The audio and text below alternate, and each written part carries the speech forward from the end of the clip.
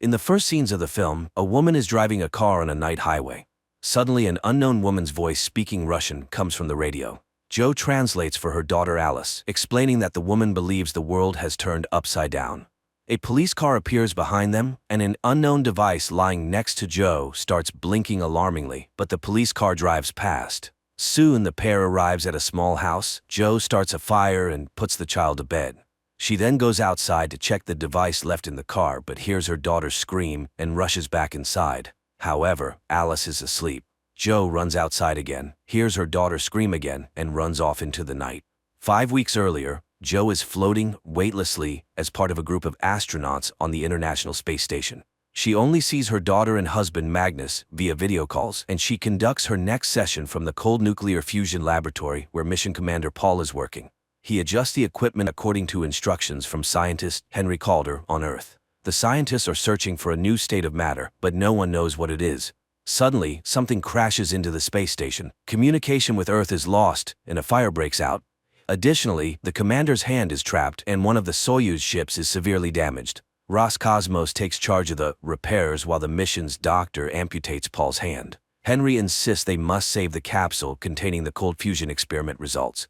Meanwhile, Joe goes into open space to inspect the crash site, unaware that Paul's heart has stopped. Suddenly, video contact with Joe is lost, and the center can only hear her communications. She then sees the cause of the accident: a desiccated body of a female astronaut in an orange suit labeled USSR. Joe tries to catch it, but the space mummy floats away. Joe reports everything to her colleague, and Irina, the head of Roscosmos, hears it on Earth. Learning of the commander's death, the center orders 3 mission members to return to Earth on Soyuz 2, while Joe repairs Soyuz 1-inch and returns on it. An emergency mode is set in the ship. Joe sketches the body she saw, sends it to the center, and begins repairs. Meanwhile, Irina tells Henry she ordered his equipment to be left on the station, as it may have caused the accident. Henry argues that this experiment could change humanity's life and must be brought back. The returning Soyuz 2 astronauts are greeted on Earth. Joe is asked to retrieve the capsule with the experiment results, after which communication is lost. On Earth, Henry brings equipment for a rescue mission to Baikonur, but Irina reports that there are no signs of life on the station. Joe is alive and continues repairing the equipment, resting in the shuttle where Paul's body lies. Later, she records a message for her family, but unexpectedly hears a man's voice telling her not to breathe. She flies to the laboratory door and, opening it, sees Paul reaching out to her. Joe shakes his hand, realizing it's the commander's severed limb. Meanwhile, on Earth, Henry pulls strings to send a rescue mission to the station, avoiding questions about his twin brother. At this time, his twin brother Pat Calder is on vacation on a cruise ship, answering a journalist's questions about his spaceflight and snapping at her for confusing him with his brother. Joe restores the power supply of Soyuz 1 and returns for the cold fusion capsule. She records a final message to her family and launches the shuttle. Unexpectedly, the automatic detachment doesn't work. It must be done manually from inside the station. Joe, in desperation, punches the console as a shadow approaches the inner control panel and the system activates. The shuttle heads to Earth, where Joe is presumed dead. The module soon lands in a deserted steppe, where rescuers find Joe and help her out. She is placed on a stretcher and taken to a helicopter. However, Alice rushes to her, and Joe happily embraces her daughter and husband, who seems to doubt his wife's genuine joy at seeing him. Henry retrieves the capsule, and Joe is taken to the helicopter where her family is already seated. But suddenly, Joe finds herself alone in an empty vehicle. Then everything returns to normal. She decides it's due to stress. She speaks to her daughter in Swedish, but Alice doesn't understand her. Meanwhile, Henry rejoices over the successful quantum mechanics experiment results conducted on the ISS. Joe recovers after the flight. One day at a press conference, she expresses condolences to the widow of the deceased astronaut Paul, but the woman's name turns out to be different. Henry demonstrates the experiment results obtained on Earth. His assistant is sure this is only possible in space, dismissing it as a glitch. At Baikonur, an investigation into the tragedy begins. The commission reviews orbital recordings. When Joe mentions the object that caused the accident, a Soviet female astronaut's body, no one believes her since there has never been a report of a missing female astronaut in history.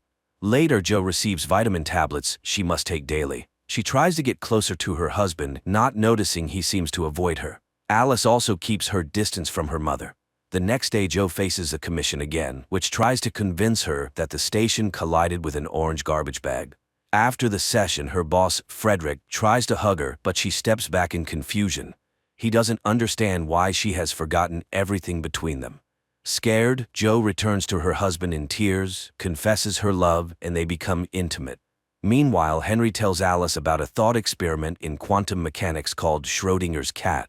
Scientists believed the world was governed by classical physics laws until geniuses like Einstein discovered that the same substance could exist in two forms. For example, a particle is black in one world and white in another. Between worlds, there is space where the particle is both black and white simultaneously, refusing to choose until observed. Henry invented equipment for the space experiment and discovered something, but it seems unwilling to come into the light. Magnus confesses his wife has changed completely. Henry comes to thank Jo for saving the capsule. She recalls he worked on the Apollo mission, and the old man warns that people who go through the space often change. Later, the team goes to the Memorial Alley, and Jo shows friends a photo of the spacesuit she saw in space, but she's told it's Irina, the current director of the Flight Control Center. The colleagues reach the tree planted by Commander Paul before the flight and lay flowers. When Jo is alone, she suddenly sees Paul, who tells her his heart is still hanging in space. After this, Jo acknowledges the commission's correctness and retracts her initial testimony. Her family heads home, where Jo notices some inconsistencies. For example, the car is blue, but Jo remembers it was red. The family congratulates Jo on past Christmas and her birthday. She jokes and laughs, though Magnus admits he believed their marriage was over. The next morning, Jo walks around the house and suddenly sees a piano. She sits at it and opens a sheet music. In the evening, Jo again notices her daughter doesn't understand her Swedish, though the girl spoke it fluently before the flight. Magnus admits he knew about her affair with a colleague, Frederick. This perplexes Jo as it's not true. Henry recalls a formula where the main stress relief component is lithium-7. Jo visits a psychologist who prescribes her the antidepressant lithium. Henry notices her and invites her to see his laboratory, where he talks about astronauts who heard non-existent sounds and smells after flights. But this is kept secret. Then Henry reports to the management that using laser and magnets in the cold fusion laboratory, he obtained an image identical to the one from the quantum physics experiment on the ISS. He tried to capture the moment when a substance exists in two different states simultaneously. The same experiment with Schrödinger's cat, which can't be determined if it's alive or dead. But only Henry sees the results. Apparently, this is the observer effect, where the experiment influences the experimenter. Jo approaches the piano again and starts playing this time, scaring herself because she never knew how to play. The next day, Jo compares the vitamins she received at Baikonur with the prescribed medicine and finds that both contain lithium-7. Suddenly, she sees two workers and hides in an office, finding a list of astronauts. Each name has a letter, and checking those under B, she discovers they were all prescribed lithium-7 and experienced unusual things. Meanwhile, the workers enter the office, ignore Jo, and start stacking folders on a cart. She tries to get their attention, but seems invisible. Jo approaches a man closely. He screams and disappears. Jo is alone in the office again. She goes to Henry's office, but he suddenly accuses her of excessive curiosity that will ruin her. Later, her colleague Frederick visits, not understanding what happened as they loved each other. Jo avoids the conversation. At home, Jo finds a package with tapes on the table. It turns out the Marine Observatory workers, unlike the Flight Control Center, heard her calls from space and recorded them, now sending them to her. Jo plays the tapes and hears her voice when Alice comes downstairs and sees a room filled with mourning people. Live astronaut Paul with his family, and Jo's portrait in a mourning frame at the center. She screams, but her father carries Alice upstairs, where his wife admits all her pills are neuroleptics, meaning she's been intentionally habituated to them. She believes she was heard but deliberately left to die in space. Magnus grabs the phone to have her taken for treatment, but Jo pushes him and he falls, hitting the floor. Jo pulls herself together, calls an ambulance, and asks Alice to get in the car. On the way, she stops by the laboratory and steals the flask with the substance obtained in the quantum physics experiment. Henry hears a knock at the door but finds no one in the hallway when he opens it. The scientist closes the door, not noticing his twin brother Pat, who briefly appears behind him and then disappears. Irina calls, having just read an article about two particles entangled by quantum mechanics, where what happens to one determines the state of the other, even if they are far apart. He hangs up without responding. Jo calls Russian cosmonaut Ilya to ask what vitamins he was given on the ISS. He reads out the name with letter A. Joe explains that, unlike the rest of the crew, she was given neuroleptics. The cosmonaut is skeptical, but she asks him to check his pills and wait for her call. Henry discovers the flask theft. The next morning, Joe asks her daughter to describe her fears in detail. The girl admits she hears the voice of an unknown woman named Valia. Joe steps aside to call the observatory worker who sent her the tapes, but he unexpectedly claims it couldn't have been her and hangs up. Meanwhile, Alice brings her a drawing of her fear, showing the figure of a female astronaut in an orange suit, whom Joe saw dead in space. Ilya checks his pills, which turn out to be vitamins. However, documents on the substances given to Joe are no longer accessible. Joe arrives at the Marine Observatory and meets the brother and sister who sent her the tapes. The elderly couple clearly heard her voice from space and recorded it. However, the recordings can only be heard on their ship at sea. They take Joe and Alice to a boat, sharing strange stories of people seeing odd things in space like angels, and often going mad upon returning home. They recorded everything, but there was little noise until Apollo 18. During that mission, the airwaves were filled. Deciphering these messages is challenging. The boat sets off, and the woman plays a tape recorded in 1967. It features the voice of a female astronaut returning to Earth in a damaged capsule, seemingly dying. That day, Irina allegedly returned unharmed from space. The woman can also let Joe hear Paul's voice, though everyone says he's dead. Joe refuses to listen. They head back to shore, and Alice secretly calls her father, revealing their location. The woman gives Joe the tapes. Mother and daughter drive to a forest cabin, analyzing everything that happened. Alice plays the 1967 tape again, recognizing Valia's voice from her visions. The woman is in pain and very hot, as heard on the tape. Henry looks into a mirror, calling his twin brother. When Pat appears in the reflection, Henry accuses him of stopping his medication and admits his space experience worsened everything. Joe and Alice continue listening to Valia, who says the world is upside down. Reaching the house, Joe plays a recording of her conversation with Alice before the collision, but the girl suddenly claims it wasn't her, as she doesn't speak Swedish. The action shifts to the ISS on the day of the accident, showing the other side of Schrödinger's cat experiment.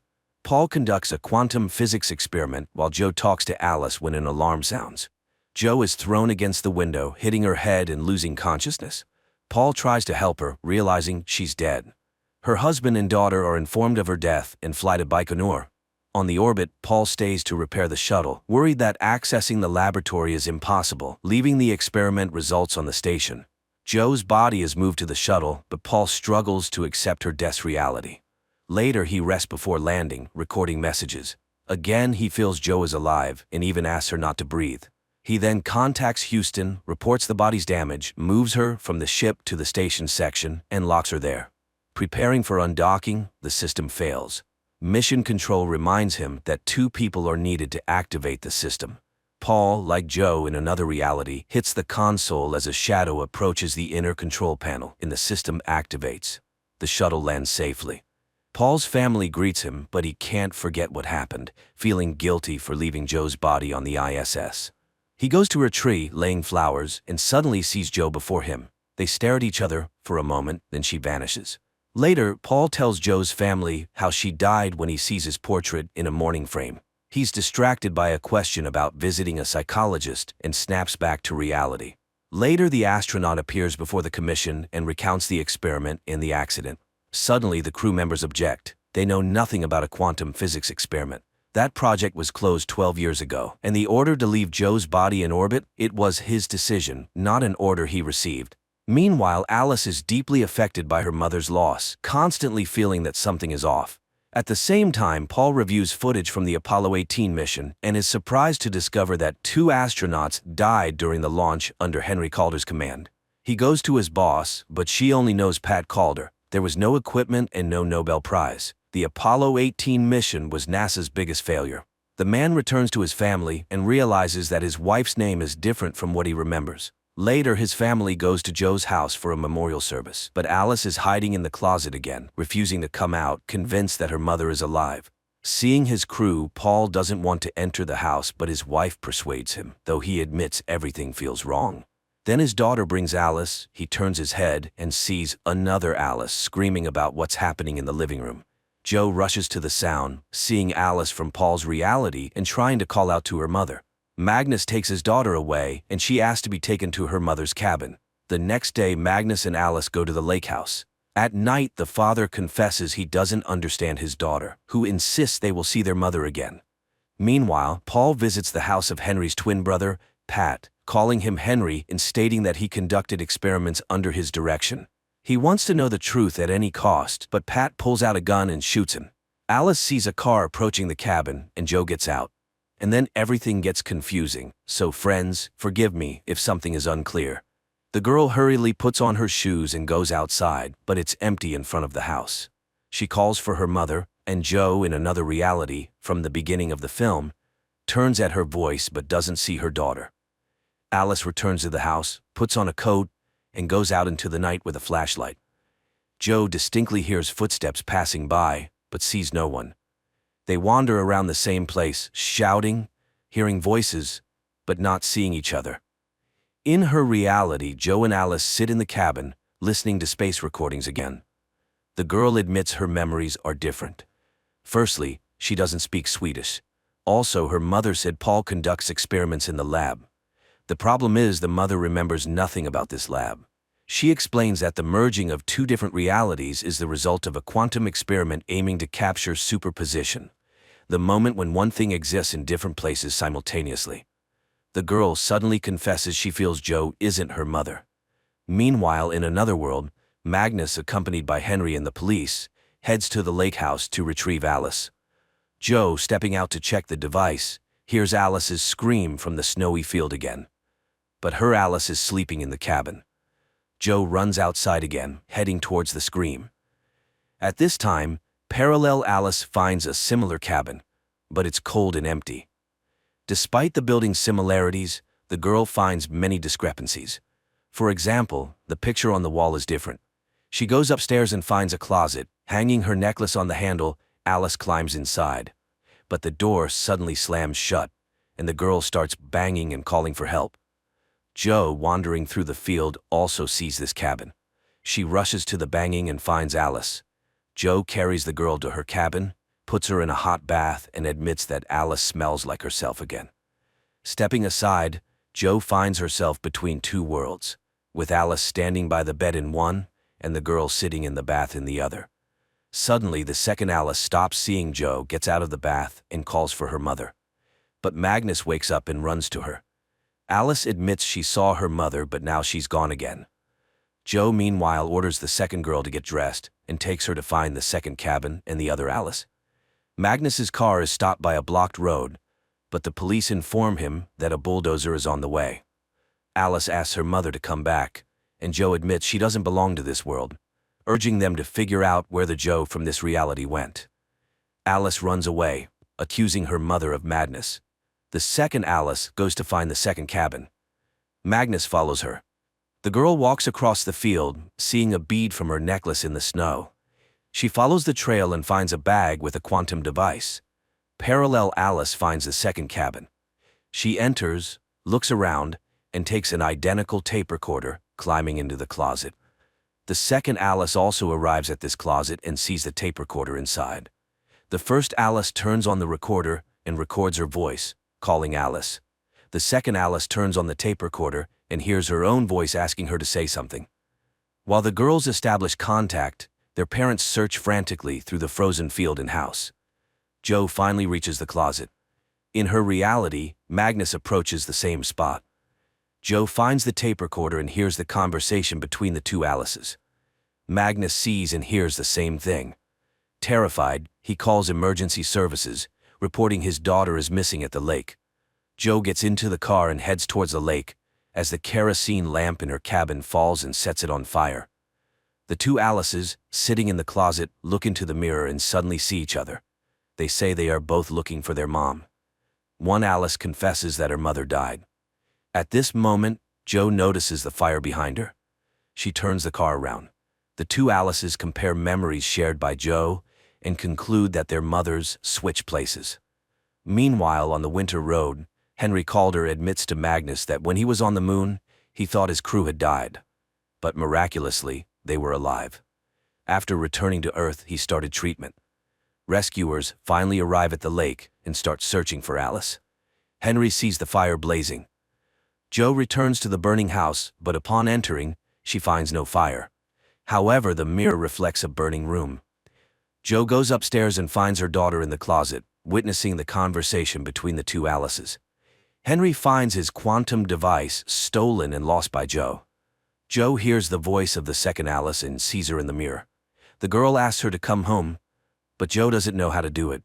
However, she promises to figure it out. She realizes the girls are dying, one in the fire, the other from the cold. She pulls the girl out and hands her to Henry, who has just arrived. Then she returns to the fire. Henry lays the girl in the snow and also calls for help, while Jo walks around the burning house. Suddenly, she sees Alice lying in the snow. She tries to revive her, hearing her voice behind. Turning around, she sees the second Alice, who suddenly says she doesn't feel her double. Apparently, the girl died, but Jo continues giving artificial respiration, believing she must save the girl. Suddenly, Magnus's voice calls out from the darkness. Jo tells her daughter to leave. Magnus sees his wife, unable to believe his eyes, and runs to her, finding his daughter. In the parallel reality, Jo revives the second Alice and starts looking for the second Alice. Rescuers grab her, thinking she's crazy. In the other world, Magnus brings Alice into the cabin, admitting he doesn't know what he saw. The injured Alice lies under an IV and suddenly hears a female voice promising to take her to her mom. The girl wakes up, seeing her father, who says Jo left with Irina. In reality, Jo is taken to a psychiatric clinic. Henry finds the tape recorder and listens to his report, discovering his colleagues are alive. He smashes his quantum device, destroying the experiment results. Magnus brings Alice home, and the girl says her mother is dead, her body still in space. Also, there is another Alice. Magnus tries to convince her that mom is alive, just not well right now. Meanwhile, a piano is brought to Jo's room. Henry is arrested for attempting to kill Paul and murdering a journalist on the ship. He requests his DNA be compared to the person who lived where Paul was shot. He's not Pat. The accuser suddenly says both men are actually the same person and shows a book written by Pat. Henry denies writing it, revealing that his so-called twin brother is actually his double from another reality. Later, Henry shows the broken device to Frederick, blaming Jo for damaging expensive equipment. He has long opposed sending women into space, believing their psyche is unstable. That night, Jo regains consciousness and tries to escape the clinic, but the door is locked. In the morning, Irina examines her, finding no mental disorders. Jo claims there was a fire in the cabin, and before that, she saw her real daughter. Irina asks her to play the piano and says her daughter is with her father. Jo is impossible to convince. Then Irina announces that Jo is pregnant. They couldn't give her lithium, as they never prescribe it to pregnant women, so they developed special vitamins for her, which Irina asks her to take. Jo is horrified and refuses. She can't have this child, because then she won't be able to return to her real life. Irina says there's another patient like her in the next room, but she won't be able to see him. Jo suddenly recognizes her as the dried-up mummy in space. She screams the words she heard on the recording, but Irina runs away. She calls Henry and asks for a meeting. Pat Calder is interrogated with a lie detector, denying shooting Paul, though he invented the machine that could cause an accident in space. Jo sits at the piano, but Ilya comes to her. She's very happy to see him, asking him to find out where Henry Calder is. But he suddenly starts convincing her that Jo is experiencing astronaut burnout, which fortunately is treatable. Jo repeats that the ISS collided with Irina's body. In that reality, it wasn't Paul who died, but her. Ilya doesn't believe her, and she asks him to leave. He says goodbye and secretly slips a key to her door, signaling that the room is bugged. Magnus tells the doctor he also saw Jo in the dark. Parallel. Magnus says he wants to get closer to this new Jo. Irina meets with Henry. He recalls her flight when she returned alive and unharmed, but years later he learned that Irina died in a space accident. She convinces him they both survived such accidents but returned, though they always felt another person nearby. Henry suddenly declares he's not Henry. He disappeared and won't return. He's the person who won the Nobel Prize. That night, Jo escapes her room, goes to the next room, and sees two identical old men. She returns to her room. The next day, Paul's daughter discusses a strange feeling with Alice. The girl feels her father's presence. Alice confesses that her mom is also halfway not here. In the parallel reality, Paul's daughter is puzzled by her father's strange behavior, who went to see a crazy old man and got shot. In both realities, Alice finishes talking to her friend and gets out of the closet. One asks her father to take her to mom in the hospital and pulls out a tape recorder. The other packs the deceased Joe's things and also finds a tape recorder. The girls simultaneously turn them on. When Joe in the hospital starts playing, they connect with each other. Later, the second Alice tells her father there's another Alice and promises she won't search for mom anymore. The prosecutor reports the complete identity of all tests, confirming that Pat and Henry are the same person, and presses charges. Sometime later, Irina comes to Joe, announcing there's only one person in the next room, the first one in space. She advises Joe to take the pills and return to life. She has a daughter and will have another child. She advises Joe to reconcile and move on. Later, Magnus and Alice arrive at the clinic. The girl talks about the other Alice and also advises her mother to accept what happened. She needs a mother, and Joe needs a daughter. So they will move on. Later, Joe shows Magnus their daughter's drawing, admitting she tries to be rational. She will return home and move on. They will have this child. Irina writes a letter admitting that since her flight, she has hidden the fact that space drives people crazy. She asks everyone who has experienced this to report it to her. At the clinic, Paul regains consciousness, unable to understand what he saw and experienced. Magnus takes Joe home, admitting she doesn't look like his wife. But they love each other and want to be a family. Irina says goodbye to Alice, admitting she has a second name, Valia. Meanwhile, on the orbiting ISS, Joe's mutilated body suddenly comes to life and catches a photo of herself with her daughter. This is where the first season ends.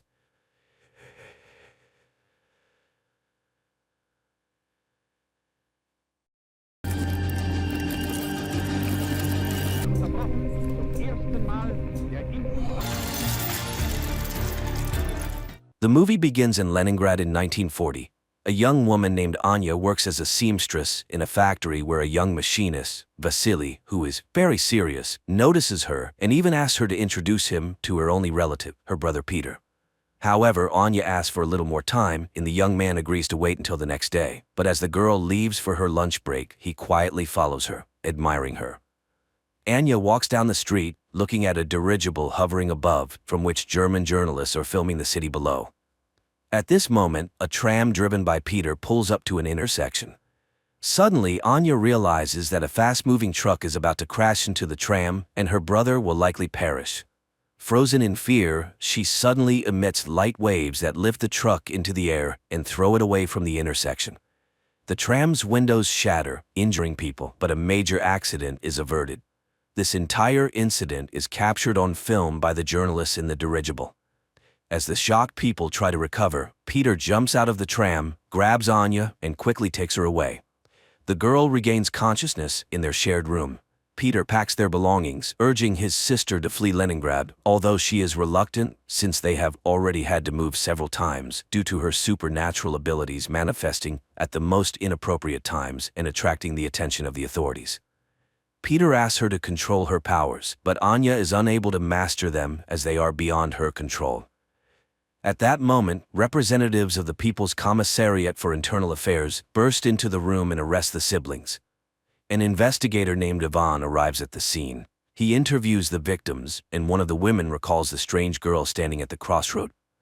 Back at the office, Ivan begins interrogating Anya, but she cannot provide any concrete information. She insists it was just an unfortunate accident, and then Ivan shows her photos from their previous residences where strange incidents and destruction occurred, prompting the siblings to move hastily.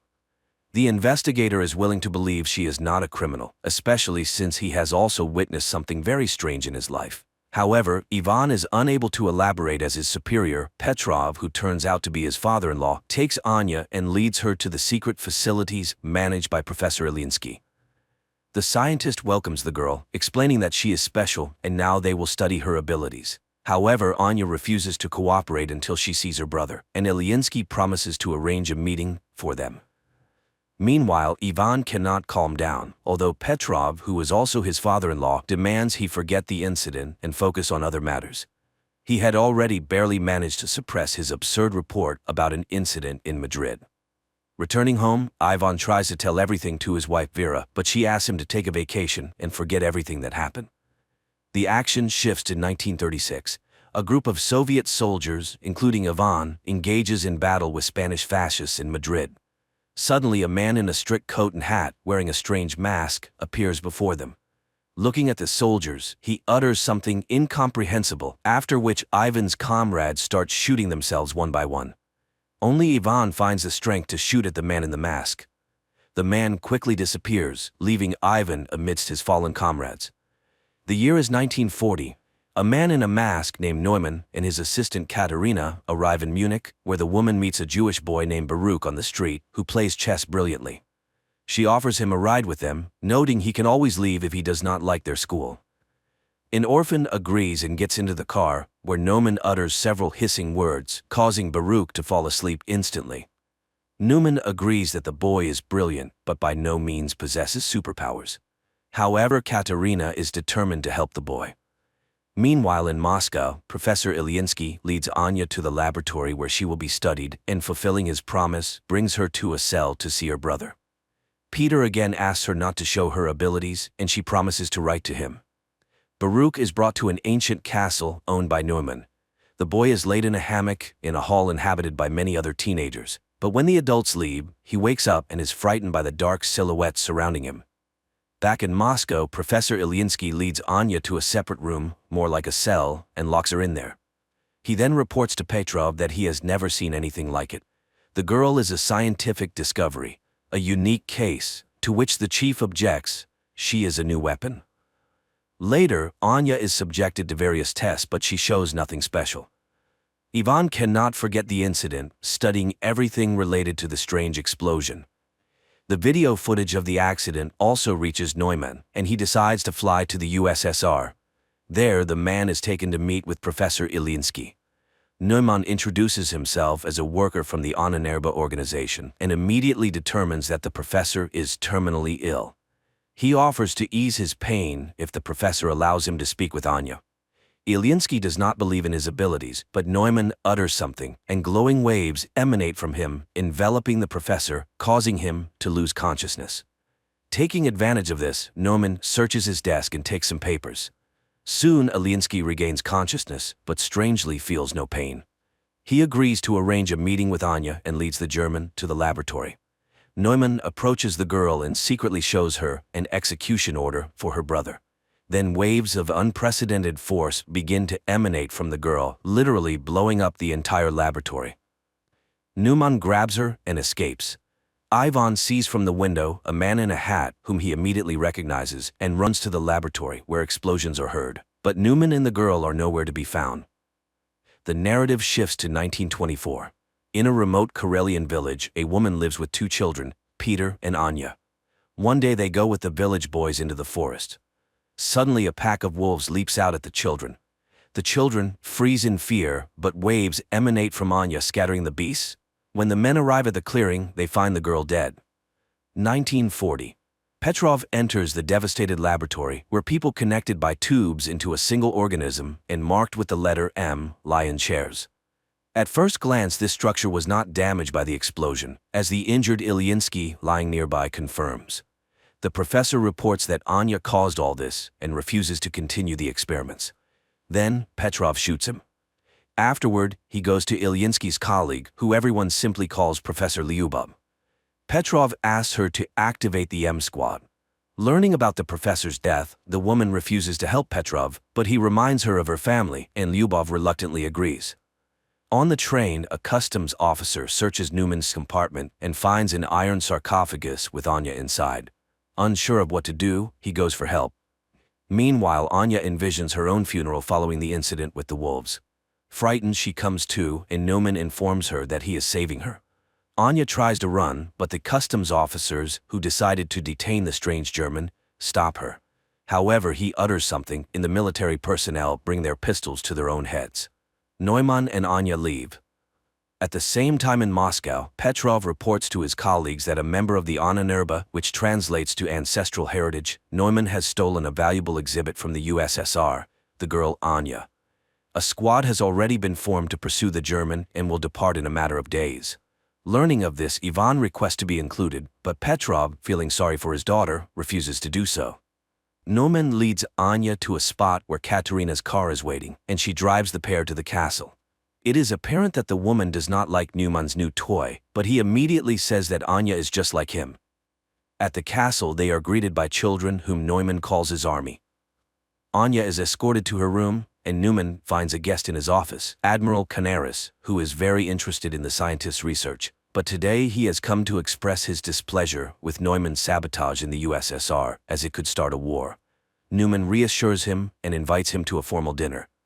Meanwhile, Anya is startled by a sound and sees Baruch in her room, trying to open her window to escape the castle. But Katerina and Neumann appear and stop him. While Katerina takes the boy away, Neumann tries to convince Anya that the castle is a paradise, and no one wants to leave of their own volition. Katerina brings Baruch to a bedroom, reminding him that he must speak only German and not tell anyone his real name if he wants to live. But when she leaves, the other teenagers attack him. In Moscow, Ivan asks his wife to help him get enrolled in the squad, after which he goes to Professor Lyubov.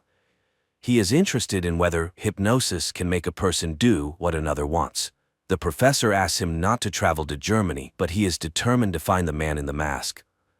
In the castle, Anya finds Baruch hanging. The boy tries to explain that the others hate him and beat him, therefore he wants to run away.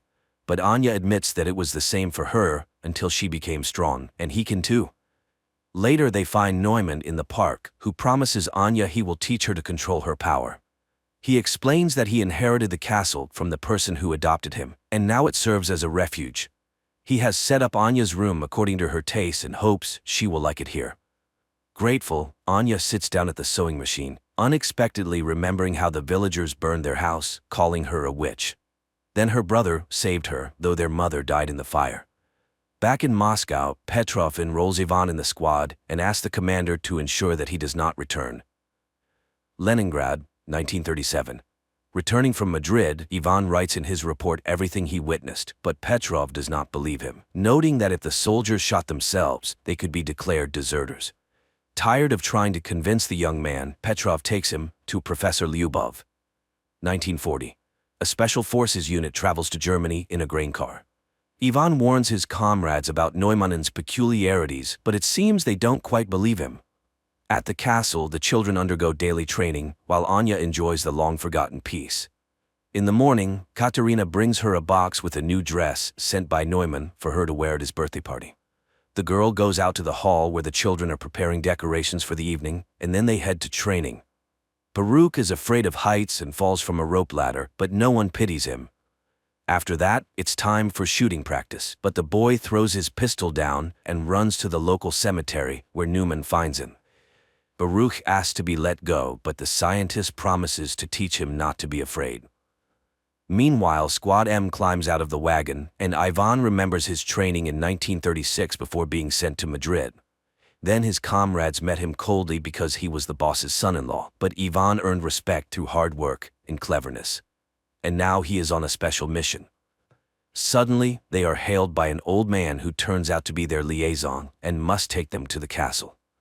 At the same time, Petrov is informed that the squad has successfully crossed the border.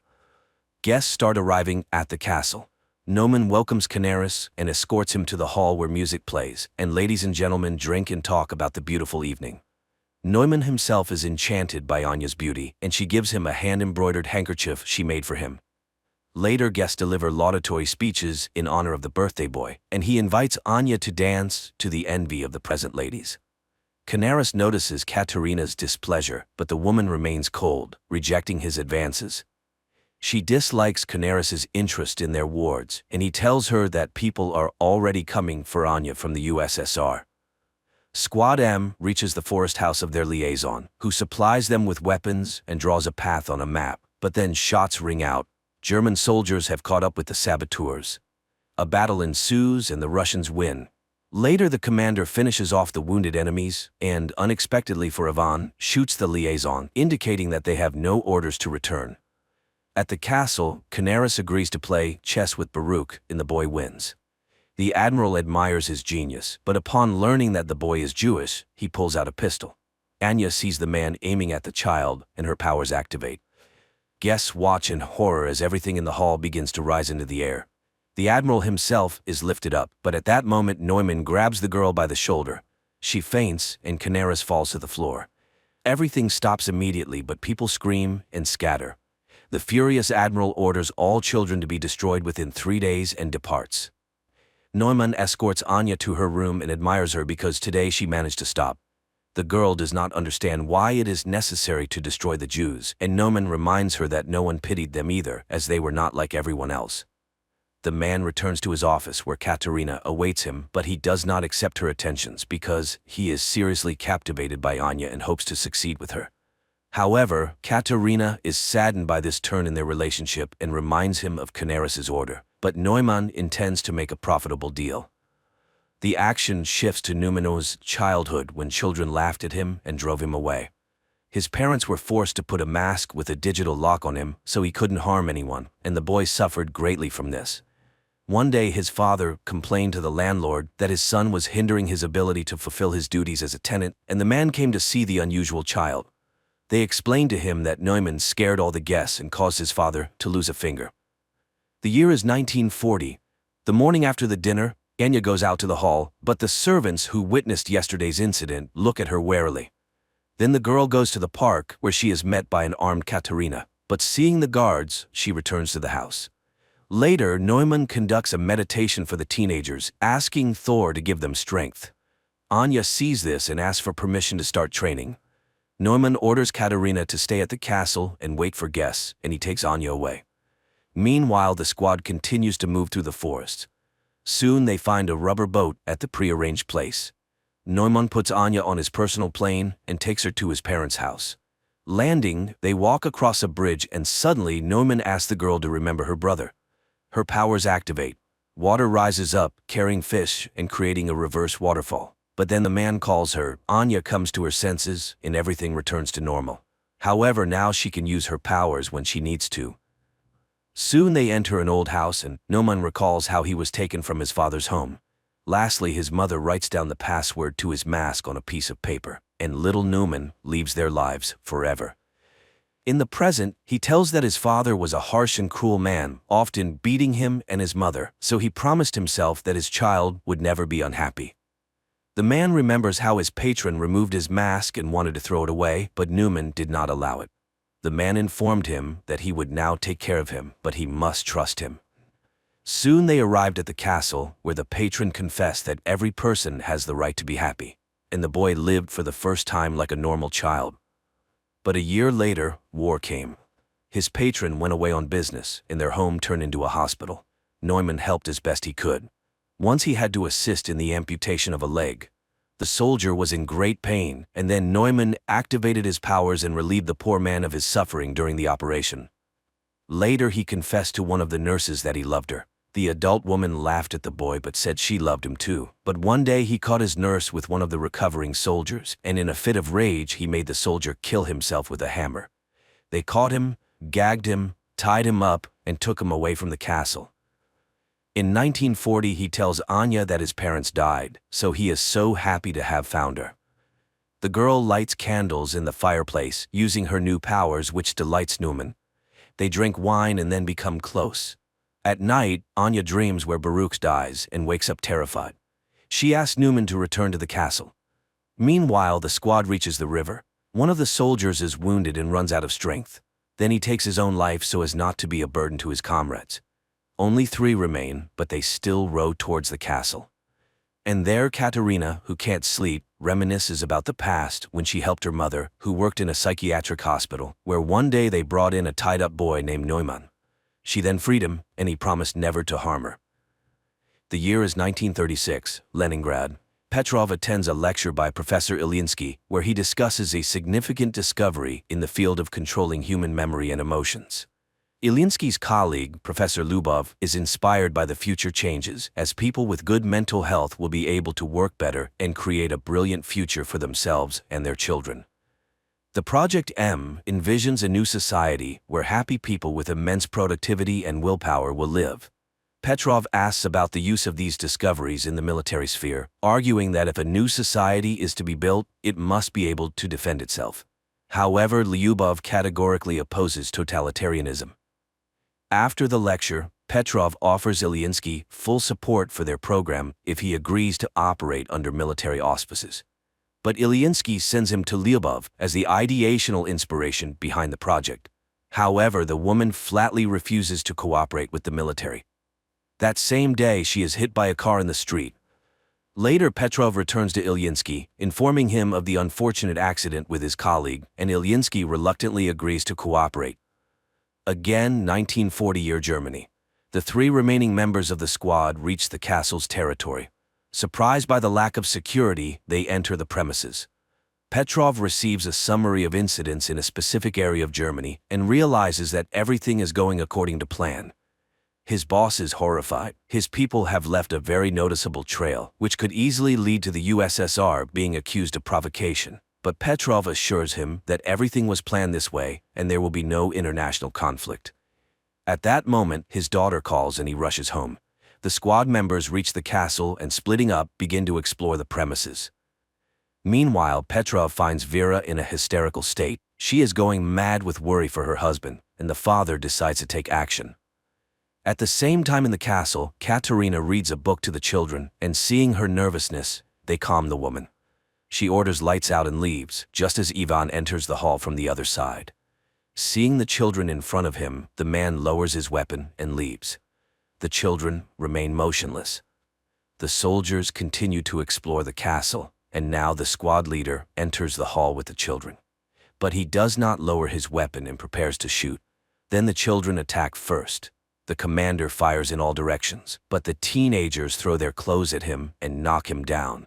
The eldest orders the pistol handed to Baruch to kill the enemy, but the boy cannot shoot the man, and the man manages to wound him with a knife before being killed. The children carry the bleeding Baruch to the bedroom, leaving the soldier's body on the hall floor. The third squad member, a female warrior, finds Katerina's office and engages her in a shootout. Katerina flees, but the woman catches up to her, and they fight. The woman is defeated when Katerina pushes her away. Seeing her opponent unconscious, the German grabs a pistol but doesn't manage to shoot because Ivan appears. Threatening him with a pistol, the woman captures him. In Moscow, Petrov brings his daughter to Professor Lyubov and asks her to erase the girl's memory. Lyubov is outraged by this request, as the love for a husband is the most precious thing in Vera's life. However, under military pressure, she agrees and performs the necessary manipulations, while Petrov's subordinates methodically clear their apartment of photographs and items belonging to Ivan. But one photograph falls under a chest of drawers, and the soldier does not notice it.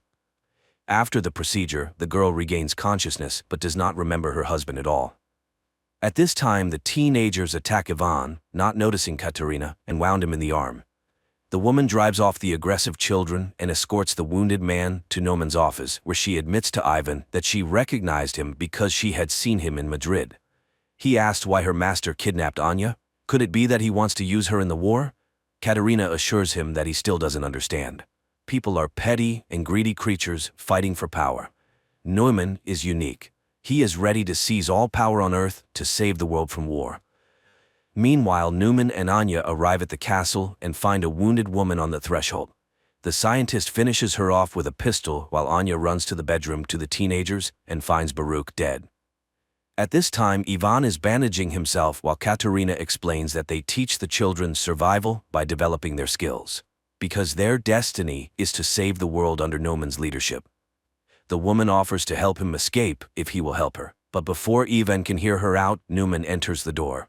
The Russian immediately picks up a pistol and takes the woman hostage.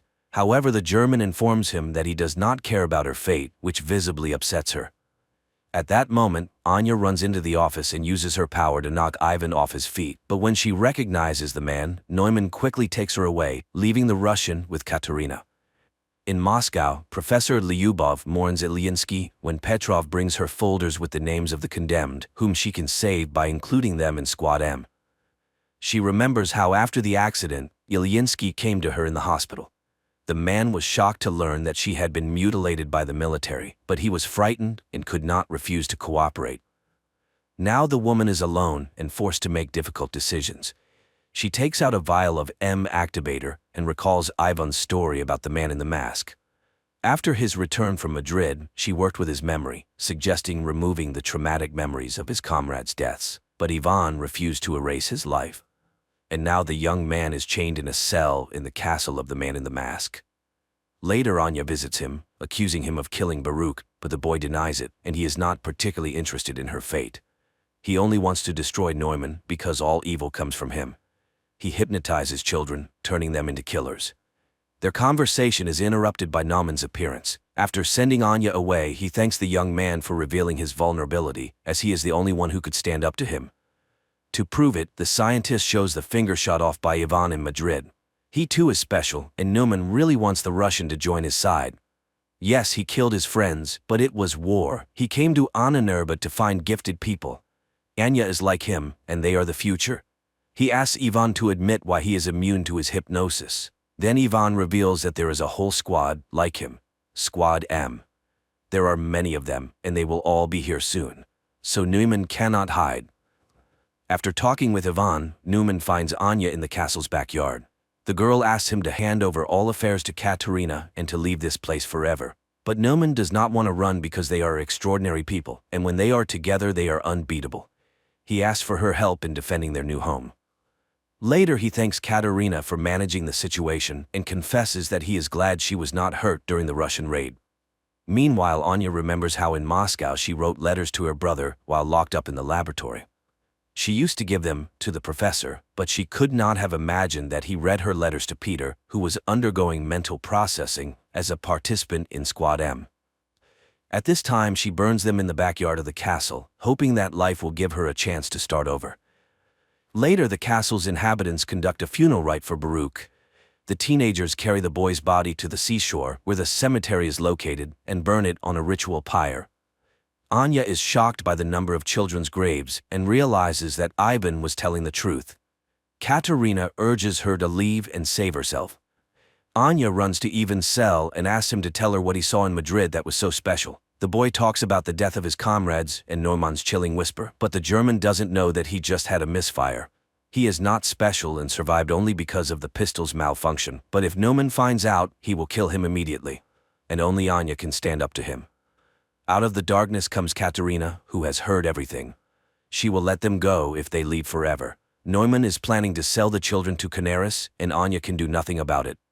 They are weapons, and it is high time the Russian understood this. But Anya runs away while Katerina frees Ivan from his chains and advises him to make sure the German never finds them. Meanwhile in Moscow, Petrov enjoys his daughter's good mood, hoping she will meet another man, marry, and give him grandchildren. The girl is lively and cheerful, unaware that the photo under the dresser awaits its moment. At this time, Neumann orders the Russian man to be killed, and he goes to look for Anya. Meanwhile, Katerina leads Ivan to her car, where Neuman's guard catches up with them. He engages in a fight with the Russian, and when he is about to kill him, Katerina attacks the guard. The guard is much stronger, and Katerina has to shoot. The teenagers hear the sound and run into the courtyard while Katerina puts Ivan in the car and drives him away from the estate. Neumann finds Anya at the cemetery. The girl asks him to let the children go, but he refuses. They are insignificant to him because he hopes to build a new world using their combined powers. Moreover, they will definitely have a son who will be the strongest and greatest on the planet. Hearing this, Anya wants to leave. Then Neumann sees Katerina's car and realizes what she is about to do. He puts on his quantum mask, which greatly amplifies the power of his voice, and begins to speak while Ivan stands on the car step and aims an assault rifle at him. The mask works. Katerina's car loses control and crashes from a high cliff into the water, but Ivan manages to jump from the step and survives. Then, members of the 2nd Squad M, who were heading to the castle, covering for the distracting maneuvers of the 1st Squad, open fire on Neumann. But the soldiers are programmed for total destruction, and one of them engages in a fight with Ivan, not realizing he is an ally. The young man has to kill the soldier. Neumann asks Anya to activate her power, and the girl begins to do so when she recognizes one of the soldiers as her brother.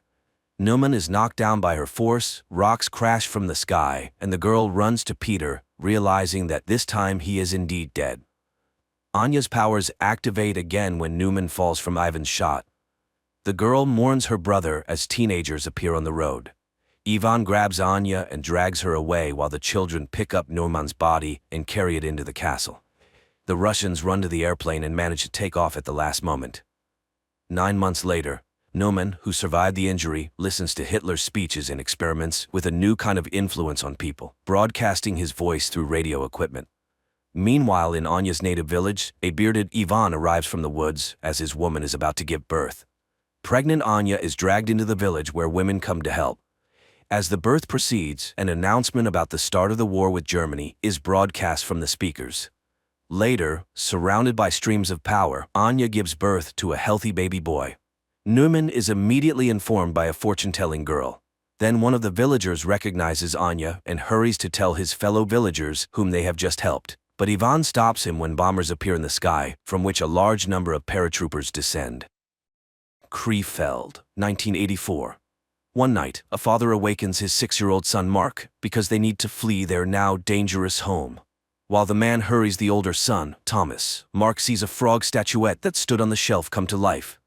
The father and sons drive into the night. Suddenly, the boy's mother Petra appears, begging the father not to take the sons as no one is pursuing him. He drives around her and races to the cemetery. 10 years pass. Mark works at the Living Sound store he opened with his brother and attends school, where he has a bad reputation as his brother was once expelled for aggressive behavior. Besides the boys, a lame kid named Memo works in the store, whom Thomas values for his loyalty. On his younger brother's birthday, Thomas gives him the Chronicle, an ancient book passed down in their family from generation to generation, telling of a parallel world called the Black Tower, full of terrifying creatures serving the Griffin, who wants to subjugate the world of humans. Only the Zimmerman family men can stand against the Griffon and save everyone from his invasion. Mark begins reading, considering it all fantasy, but the descriptions are too realistic, and the map looks genuine. Disturbed by the bloodthirsty drawings, Mark suddenly finds himself in unknown terrain at the base of a huge tower, and immediately a terrible horned creature confronts him. Mark runs and falls into a pit, and as the monster swings an axe at him, the boy screams in fear and finds himself back in his bed. The next day, Mark meets a new student at school, Rebecca, who classmates immediately inform about Mark's family troubles. His brother Thomas was in an asylum for hitting a teacher, and Mark attends psychotherapy sessions, trying to forget the events of one terrible night. But the girl isn't scared off, happily accepting Mark's invitation to the rooftop of the store, which is set up as a picnic area. In the evening, Mark finds Thomas at home, which is rare. Everything goes well until Petra starts a conversation about the asylum she put him in. Then Thomas invites his brother to look at evidence and drives him to the cemetery. They climb to the attic of the church where their ancestors had equipped a shelter. Thomas shows the father's belongings, missing a plumb bob. Here, Mark cuts his finger. His blood hits an inconspicuous peg, and a secret compartment in the floor opens, where the brothers find the tool the Zimmermans can use to kill the Griffin. But the moment Mark takes it in his hands, stone statues at the cemetery come to life, one appearing on the roof, blocking the brothers' way down. Nonetheless, they descend, but a stone devil jumps right in front of their car. A stone angel intervenes to protect the boys, and while the two statues fight, the brothers hide in the church. Waiting out the battle, Mark falls asleep, and in the morning, doesn't find Thomas next to him, but the hood of his car is covered in stone debris. Mark thanks the angel for help and drives to look for his brother. Opening the Chronicle, he hears voices advising to look for Thomas in the Black Tower. Mark goes to Dr. Peters, and it turns out that Becky is the daughter of his psychotherapist. Mark drives to the store, but his brother isn't there either. The boy opens the Chronicles and finds information about a portal located in the church. But then he gets scared by an unknown insect and ends up in a dense forest. Meanwhile, Memo, seeing that the brothers aren't in the store, calls their mother Petra, who immediately rushes to the police and reports the children missing. Mark finds Thomas, who rejoices that his brother has finally seen the truth, but learning that he simply teleported here, he concludes that his brother is a wanderer between worlds. In the morning, Thomas wakes his brother because nearby appear slave hunters. The boys run, but Thomas is wounded and captured. while Mark teleports to the store, terrifying Becky and Memo. Friends ask him to tell them everything, and he finally agrees. Meanwhile, in the Black Tower, one of the horned creatures reports to the master that they caught the Wanderer's brother, and he concludes that it's time for the return. Friends predictably don't believe Mark, and he leads them to the church, but there's no attic above. Becky considers this a cruel joke, as it was dangerous for Memo with his leg to climb up there. Mark gets angry, and the girl, offended, leaves. In rage, Mark hits the stone base of the statue, and these blows resonate in the caves of the Black Tower. At night, Mark goes to Memo because he needs help searching for his brother, and although he considers the boy crazy, he goes with him to the portal in the church. The boys follow the instructions from the book and find a door with signs in the basement. Mark performs the necessary manipulations, and the door opens. Astonished, Memo goes there and immediately notices that his vision has become normal, and his leg no longer hurts.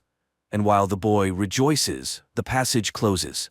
Memo asks to remember how Mark returned home last time, and he shows how he closed his eyes, thought, and disappears, leaving Memo alone in a strange world. Memo didn't appreciate such a joke. Opening his eyes, Mark is horrified and tries to return for Memo, but it doesn't work. Then Petra enters, sees the chronicles, locks her son in the room, and he falls into a rage, causing the walls of the Black Tower to crumble. Petra calls the doctor, and he asks to release the son. Mark rushes to the church but only finds a note on a piece of wood that Memo is nearby. The boy returns to the store and, taking the necessary items, goes to Becky, where he tells her that Memo stayed in the Black Tower. He leaves her the chronicles and a note asking her to take the book to Petra if they don't return. He goes to the world of the Black Tower and tries to find a friend, while Becky reads the chronicles and ponders the boy's mental health. Mark emerges from the forest and, setting up a sound system on a cliff, plays Memo's favorite music. Meanwhile, the slave hunters capture a village where they seek a man with a loud voice. One of the boys, wishing to save his family, volunteers to become one, and they take him away, while a group of horned creatures goes to the strange sounds in the hills. At the same time, Becky shares Mark's secret with classmates and suggests conducting an experiment to animate a plant from the book. The volunteer is brought to the cave and seated in a stone chair. Now the griffin, wanting to speak, inserts its claw into the boy's back, and he voices its thoughts. While Mark is discovered by horned creatures, the boy runs from them when an unfamiliar man, completely wrapped in rags, covers the boy with smelly fish and hides him in a forest den. Meanwhile, Becky performs the ritual, dripping water on the flower, but young people vainly wait for some manifestations of magic. The flower remains dry. Becky suggests a last attempt at the portal, not noticing how a classmate puts the flower in a glass of water. At the same time, the horned creatures leave, and the stranger helping Mark removes the rag from his face, revealing himself to be Memo. But he's been in this world for 2 weeks, not 2 days. Then the boys see a caravan of slaves, and in one of them, they recognize Thomas. But while they can't help him, they themselves are noticed. The boys run from the pursuers and end up on a high cliff with no way out. On Earth, Mark's classmates come to the church and perform everything prescribed, but the door doesn't open. Then Mark grabs Memo, jumps off the cliff, and teleports to his room. Petra hears a noise in her son's room, runs there, and sees Mark and Memo, who now needs glasses again. Mark calls Becky and asks her to bring the chronicles, while a flower blooms on her desk, from which something terrible emerges. The next day, the boys begin developing a plan to save Thomas, especially since Memo now knows a lot about the world of the Black Tower. He built a hut on the shore of a lake where the caravans of slaves stop, following which one can find the place of the boys' confinement. Meanwhile, the griffin is reported that the wanderer between worlds has escaped, and it destroys its close. And Becky, waking up, finds a blooming flower, miraculously avoiding contact with the creature, and gives the chronicles to her father because she now considers Mark sick. In school, she tells the boy about this, and he experiences another fit of rage. Becky's father, having read the chronicles, goes to Petra and admits that he underestimated her son's illness. The woman decides to hospitalize Mark despite the doctor's protests. Later, the woman detains her son near the house when an ambulance arrives, and paramedics grab the boy, but he resists and runs across the roof to the church, where Memo has long been waiting, but the paramedics come there too. The boys fend them off when suddenly a hooded man comes and scatters the medics, beating one to death. The boys run to the door, while Petra waiting outside sees a bloodied Mark coming out of the church. At that time, Memo leads his friend to his hut by the lake. Meanwhile, the father informs Becky about Mark's deed and forbids her from leaving the house. He himself goes to the crime scene and confirms Mark's capacity for crime. Becky enters her room, turns on music and lies down on the floor. At the same time, a downpour suddenly starts in the Black Tower, and the alarmed Memo shows the scorpions hatching from the flowers upon contact with water. The boys run away. On Earth, Becky is attacked by a similar scorpion that enters her mouth. She manages to pull it out with tongs and destroy it by sprinkling salt. The boys also manage to escape by climbing onto a rock. Morning comes, the scorpions dry out right before their eyes, and Becky rushes to look for the chronicles because she now believes the boy. She takes the book and hurries to Petra. At the same time, the boys reach a lake in the mountains. On Earth, Becky's father comes home, takes off his bloodied clothes and burns them in the yard because it was he who was in Mark's guise in the church and killed the medic. Meanwhile, a faceless wizard arrives at the Griffin, reporting that he did everything to prevent the boy from returning to the human world. And Mark, at this time, admires Memo's cabin and is surprised by the changes in his friend. From the cabin, one can monitor the paths, and the caravan will not pass by unnoticed. But just in case, the boys set up signal cans. Becky comes to Petra, where a detective arrives, who also notes the oddity of what is happening. The girl tells everything she managed to find out about the Zimmerman family, and only then notices that she forgot her backpack with the Chronicle in the classmate's car. Mark and Memo spend the evening by the fire, developing a plan. Mark can go to the mines, find Thomas, and teleport home with him. Memo is ready to walk to the portal that Mark will open, but the boy needs to train in teleportation. At this time, the wizard reports the plans of the boys who stopped at the lake. The Griffin orders their capture and reminds that he does not need complications in the human world yet. In the morning, Mark wakes up feeling someone's presence, and going to the shore, hears the screams of a fish, which Memo catches, and guts. Mark remembers how and where he teleported, and begins training. At the same time, a messenger from the Black Tower comes to Dr. Peters's house, telling about Mark's appearance. The doctor is proud of himself because it was he who prepared the boy, invoking the necessary rage in him and cutting off his way to the world of people.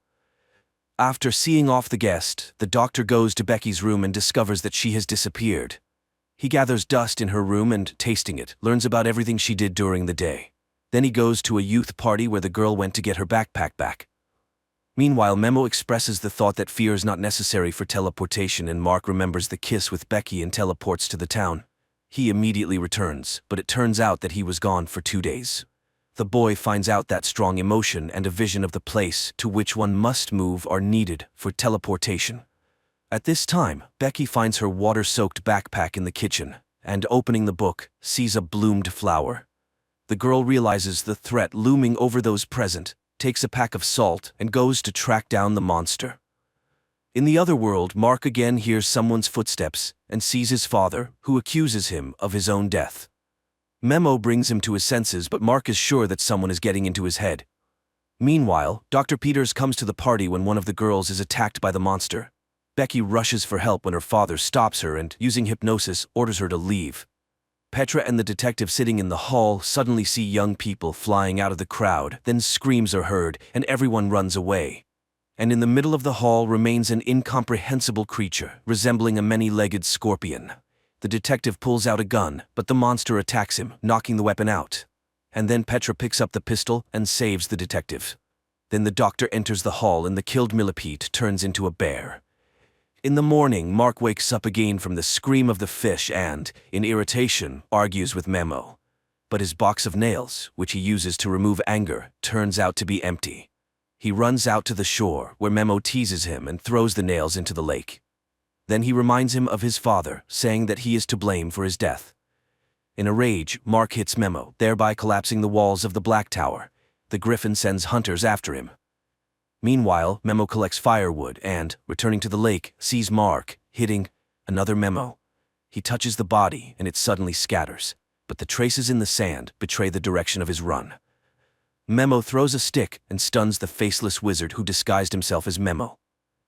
The boys tie him to a cot, and he tries to deceive the guys, alternately taking the forms of their fathers.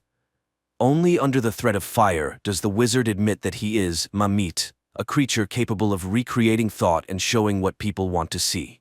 He did everything at the behest of the griffin because he feeds on Mark's hatred.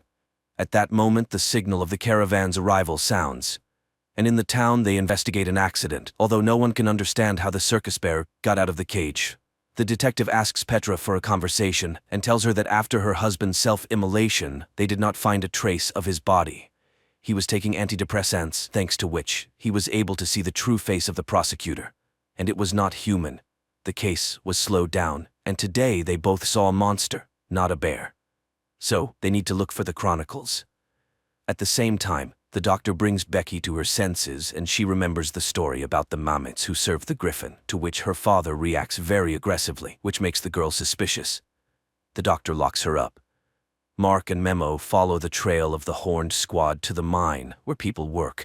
The commander of the Horned reports to the mine overseer about the failure of their mission and receives an order to process the tunnels with tar mud. Mark, to find Thomas, turns on the music system. The brother raises his hand, but the Horned ones immediately take him into the mine. Mark suggests waiting for darkness. At night the boys say goodbye, and Mark teleports while Memo distracts the guard.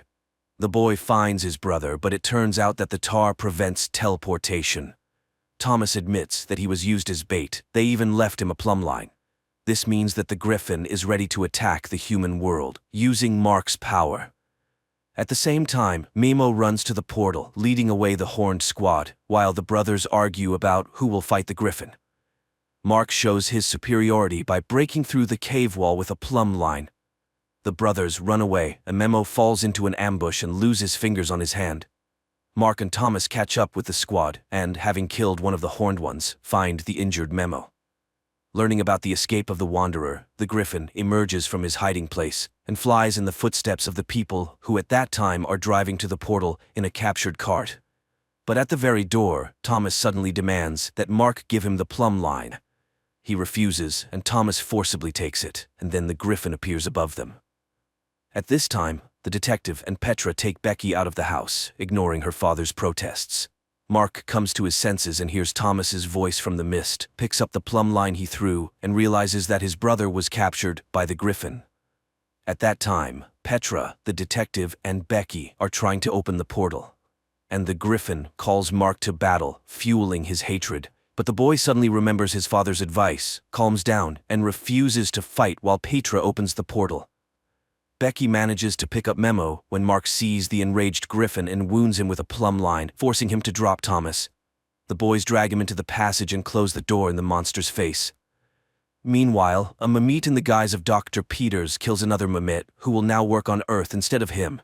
It turns out that Dr. Peters is a Mamit in human form, and in the church, he killed the medic while in the guise of Mark so that the police would look for the boy and he could not return to the world of people.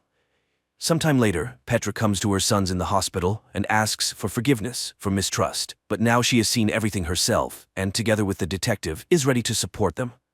Mark thanks Memo for everything, goes to Becky, and, having kissed her, teleports her to the lakeshore, while new Horned ones are born from stones in the cave.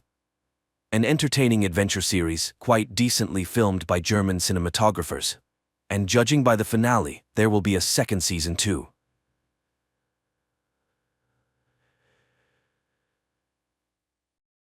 Los Angeles, October 6th. For Mark Benford, the day begins as usual. After kissing his wife and young daughter Charlie goodbye, the FBI agent prepares for work and meets Nicole, the young nanny who looks after the girl. Olivia is also getting ready for her shift at the nearby clinic, but before leaving, she dials the number of her assistant, Bryce. However, at that moment, he arrives at the pier, intending to take his own life. At work, Mark and his partner Dimitri begin surveillance of a suspect. When the woman is joined by accomplices, the agents start a pursuit. The suspects notice the surveillance, leading to a high-speed chase. At the pier, Bryce prepares to pull the trigger, while the entire city remains unaware of what is about to happen. Mark takes a sharp turn, and something strange happens. His entire life flashes before his eyes. In this vision, the agent sees a board with clues and connections, and then he hides from bandits who have come after him. Coming to his senses, Mark realizes that he wasn't the only one who blacked out. Chaos ensues around him. Hundreds of cars have collided, and people are frantically trying to find help. The agents spot the suspect's car and head towards it. Only the woman remains alive, but she babbles something nonsensical about frightened horses. Mark leaves Dimitri by the car and rushes to his wife to check on her. As he runs through the streets, he realizes the situation is much more serious. The blackout affected the entire city and caused widespread destruction. Olivia informs her husband that hundreds of injured people are being brought to the hospital. She ends the call and attends to a patient, a boy involved in an accident. Amazingly, the teenager recognizes Olivia and calls her by name. At the bureau, the staff is urgently gathered, and Stan Wadek reports the first piece of information. People around the world lost consciousness. It is evident that millions of people died because of the blackout. But Mark is concerned about something else. He admits that he didn't just lose consciousness. During that time, it felt as though he was transported 6 months into the future, to April 29th, and he clearly saw what would happen to him on that day. His colleagues support him, and everyone shares their visions. Only Dimitri remains silent. During the blackout, he saw nothing. Mark and Dimitri organize a board to collect clues, and Benford recognizes it as the one from his vision. He mentions a name that stuck with him, D. Gibbons. According to him, this name is where the investigation should begin. Olivia hesitates, but eventually decides to tell her husband about her vision. She saw herself happy, but with another man. Mark convinces himself that it might just be an illusion, but his vision starts to come true that same evening. Charlie gives her father a bracelet that he saw on his wrist. Olivia has to take Charlie to the clinic so she won't be left alone. While she revives her daughter's favorite toy, Lloyd, the father of the injured boy. Dylan enters the room. The doctor is horrified to recognize Lloyd as the man from her vision, but he doesn't recognize her. In his memory, he didn't see his companion's face because he was always turned away. Meanwhile, the agents return to work, and unexpectedly, Dee Gibbons herself comes to the bureau. It turns out she is a religious woman who brings the agents cupcakes and doesn't understand what role she is supposed to play in the global blackout. The agents check Dee Gibbons and find out that on the day of the catastrophe, someone else with the same name used her credit card.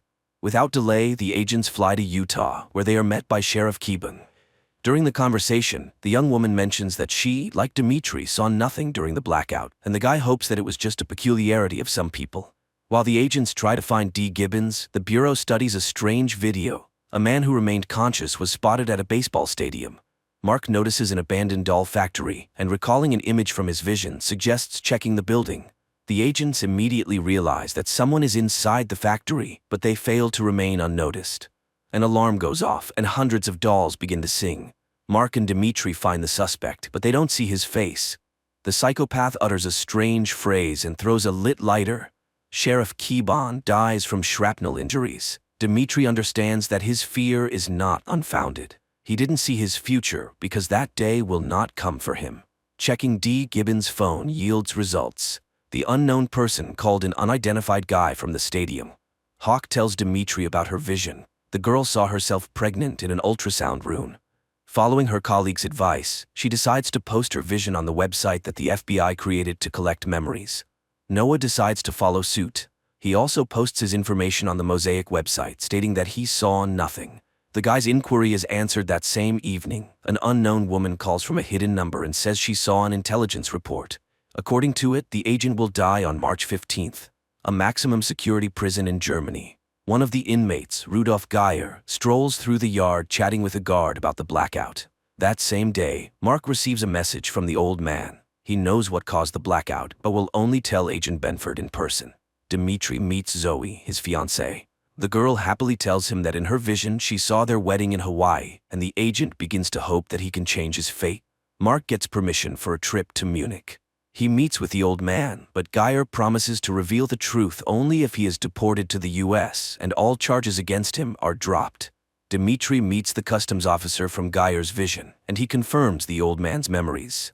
The old prisoner gets his way. He receives a pardon, but when it comes to his testimony, it turns out that he only knows about the dead crows and that it is somehow connected to the scriptures. Benford hopes that the old man's words will be of some use. He asks Hawk to check all cases of mass bird deaths. The agents manage to find out that a similar incident was recorded in Somalia many years ago. Mark asks to be sent to Somalia, but after the failure in Germany, the agent's request is denied. Then Benford asks Al to contact a former suspect in a hacking case to help him obtain the necessary information. Meanwhile, Dimitri returns to interrogate the girl they were tailing on the day of the blackout. The guy is sure she knows what happened, but she insists that the agents are looking in the wrong place and that Dimitri should hurry, as he has little time left. Despite Olivia's request to transfer Dylan, he is kept in the ward, but she doesn't even suspect that the boy's father, Lloyd, poses a threat not only to her family. Answering a phone call, Lloyd talks to his accomplice, the one who, together with him, caused the worldwide blackout. The agents are attacked. This prompts the CIA to get involved, and all agents are sent for a polygraph test to determine why someone is now trying to eliminate them. After the interrogation, the government convenes a meeting to decide whether to continue funding the Mosaic project. Stan understands that this is the only way to gather enough information, and they must defend their case. The Senate hearings begin at 10:30 p.m., and the floor is given to Agent Benford. Mark starts to falter in his testimony because he hesitates to tell the truth. In his vision, he was drunk. While Mark struggles, his colleagues find something interesting. In satellite images, they find strange towers in Somalia. Hawk immediately informs Mark of the discovery. After a private conversation with the president, Stan finds his subordinates and tells Mark that they have secured funding. Mark calls Janice to share the good news and to warn her that they will soon return from Washington, but at that moment, the agents are attacked for the second time. In the dining car, a passenger notices an attractive fellow traveler, and to get her attention, he starts talking about the blackout. While he tries to charm the beauty, hoping to lure her to his compartment, Janice Hawk is brought to the hospital in critical condition. Learning about the attack, Olivia tries to call her husband, but soon, he personally appears at the hospital with his colleagues. The agents visit the deceased attackers. Examining the bodies, Dimitri finds a mark on one of them, a blue hand. Mark saw the exact same symbol in his memories, and it was somehow connected to the worldwide blackout. Dr. Simon Campos, the charming guy from the train, gets what he wants, and the girl ends up in his bed, but soon she begins to regret it. The stranger tells her that in his vision, he takes someone's life and enjoys it. Lloyd arranges a party for his son and brings him a Halloween costume. But as soon as the man gets distracted, Dylan leaves. The boy gets on the first bus he finds and makes his way to the right address. Dylan enters the Benford house uninvited, calling it his home. Dimitri finds another blue hand, but this time on a road sign. Following the direction indicated, he sees another marker and continues on. The nanny calls Mark and tells him about the little guest. The man is shocked to learn that Charlie knows the boy well, even though she has never met him before. Lloyd arrives at the house and immediately recognizes it as the one from his vision. Mark also instantly understands who this man is, and when Olivia enters the room, everyone feels awkward. The agents arrive at an abandoned house, which is also marked with a blue hand. Breaking in, they find several bodies with their hands smeared in blue paint. Returning his son to the hospital, Lloyd decides to head home for some rest, but in the backseat of his car, an old acquaintance is waiting. Dr. Simon Campos, the pathologist, informs the agents that all the deceased found in the abandoned house had taken their own lives. Agent Fiona Banks arrives from London at the bureau. Her American colleagues brief her on the Blue Hand ghost community. It consists of those who did not see their future, including all the deceased discovered in the abandoned house. Dressed as ordinary guys, the agents head to the ghost club. But to enter, the guests must play Russian roulette. The agents watch in horror, but when the leader of the movement takes the stage, they reveal themselves and arrest him. During interrogation, Dimitri tries to find out who hired the Blue Hand members that attacked Hawk, but Sunderland refuses to answer any questions, fully aware of what lies ahead. In his vision, Agent Goff heard himself talking to a lawyer. Al confessed to the attorney that he was guilty of the death of a woman named Celia. Tormented by these memories, Goff leaves Dimitri a letter and heads to the roof. To change his fate and avoid being responsible for someone's death, he makes a fateful decision. In his final letter, Al gives hope to everyone who saw something terrible in their visions. He assures people that the future can be changed. Simon finds Lloyd at the hospital, and Lloyd tells his accomplice that he wants to make an official statement and reveal the truth to the world, that they were responsible for the global blackout. Meanwhile, Mark takes his wife to the coast for a romantic weekend, but their relaxation is interrupted by a phone call. Benford is informed that a criminal with star tattoos on his hand has been found, the one Mark saw in his vision. Simon proposes a poker game to his accomplice. If he wins, the secret remains a secret, and no one will know about the blackout. If Lloyd wins, the scientists will make an official statement. Simon is confident that luck will be on his side. Hawk is protecting a witness to a crime involving the criminal with the tattoo. At night, Janice requests help from Dimitri and Benford, and Mark recognizes the person from his vision. Not wanting to take any chances, Mark shoots, once again altering fate and killing the suspect. Lloyd bluffs and wins the game. He refuses the money and asks his accomplice to prepare for the announcement. Janice receives an enhanced image of the first suspect and now manages to see the ring on his hand.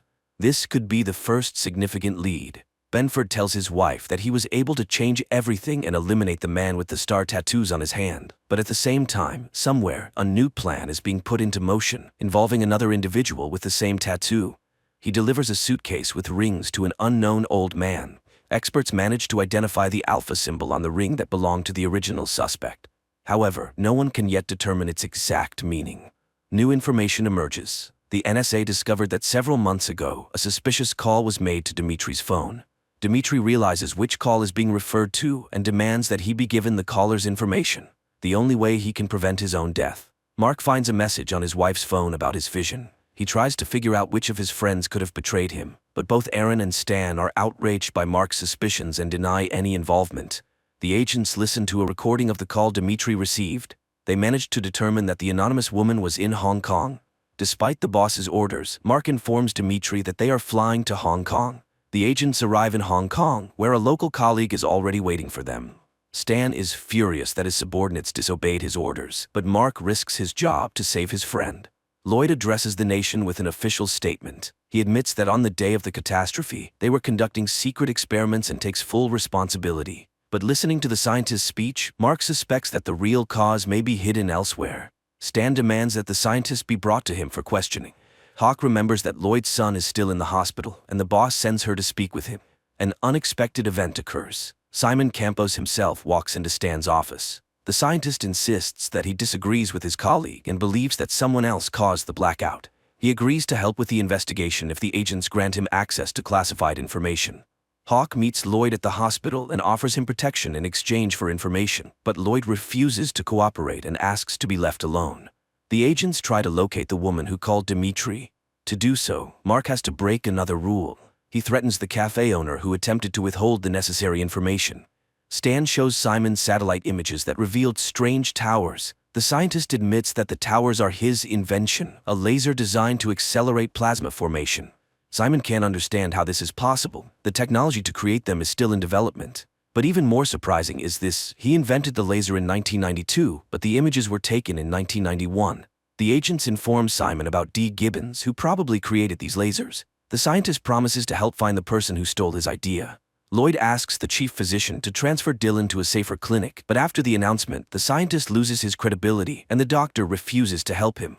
Then Olivia intervenes. She promises to do everything she can to ensure the boy's safety.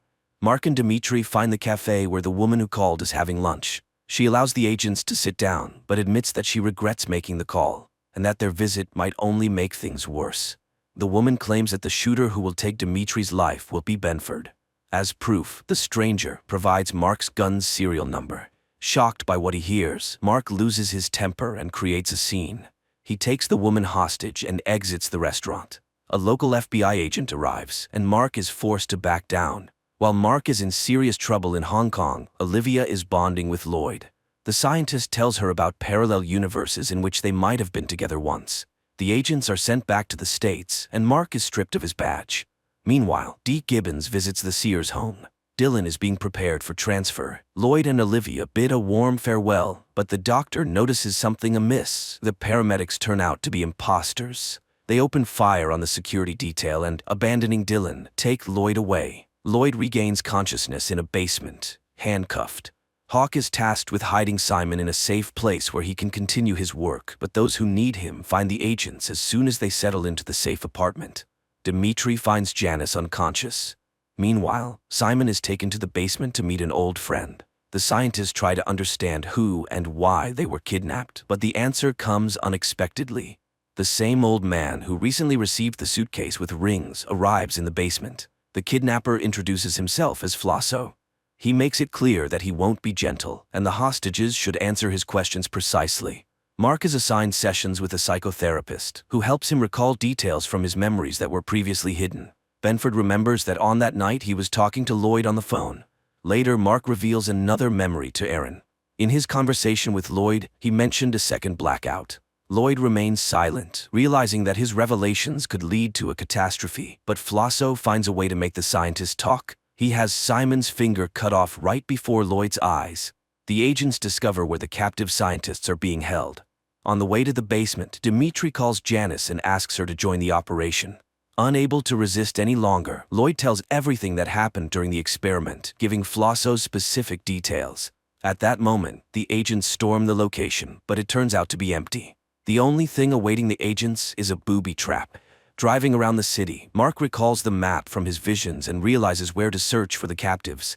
By this time, Lloyd and Simon are being prepared for execution.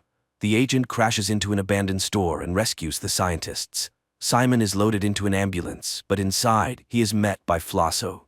The old man apologizes for the finger and explains that it was to divert suspicion from the boy and to ensure Simon has no desire to rebel. He reminds him that Simon was the initial suspect.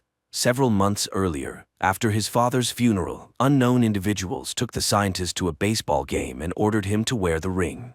Thanks to it, he remained conscious while everyone else blacked out. The operation was led by Dee Gibbons. Janice informs Simon that he will be held in custody for some time.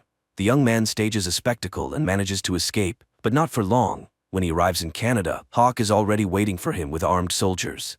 Hawk agrees to stay in Canada so that Simon can visit his family. But once again, Simon outsmarts the agent and escapes, despite wearing a special bracelet. Simon heads to a boat owned by an old friend, confident that no one will find him there. However, Hawk beats him to the boat, arriving even before he does. The pair returns to Simon's house, pretending that nothing has happened. The family prepares for dinner, and their Uncle Teddy arrives. Simon opens the door for his relative and is greeted by Flosso. During dinner, a call comes in, and Simon's mother says it's Annabelle, his sister, who left home after the blackout. Flosso prevents Simon from answering the phone and shows him a video. His sister is being held hostage to ensure that Simon doesn't try to escape again. To further demonstrate the seriousness of his intentions, Flosso shows Simon a body in his trunk, the old man from the boat. Fed up with the blackmail, Simon decides to break free. He attacks Flosso and stops his heart. Mark brings Lloyd to his house and asks him to recall everything from his vision. Both men feel uneasy, but the agent knows that this is crucial for his investigation. Dmitri is confident that the Hong Kong woman's prophecy won't come true because he turned in Mark's gun for destruction. But attempts to change the future fail. The gun goes missing.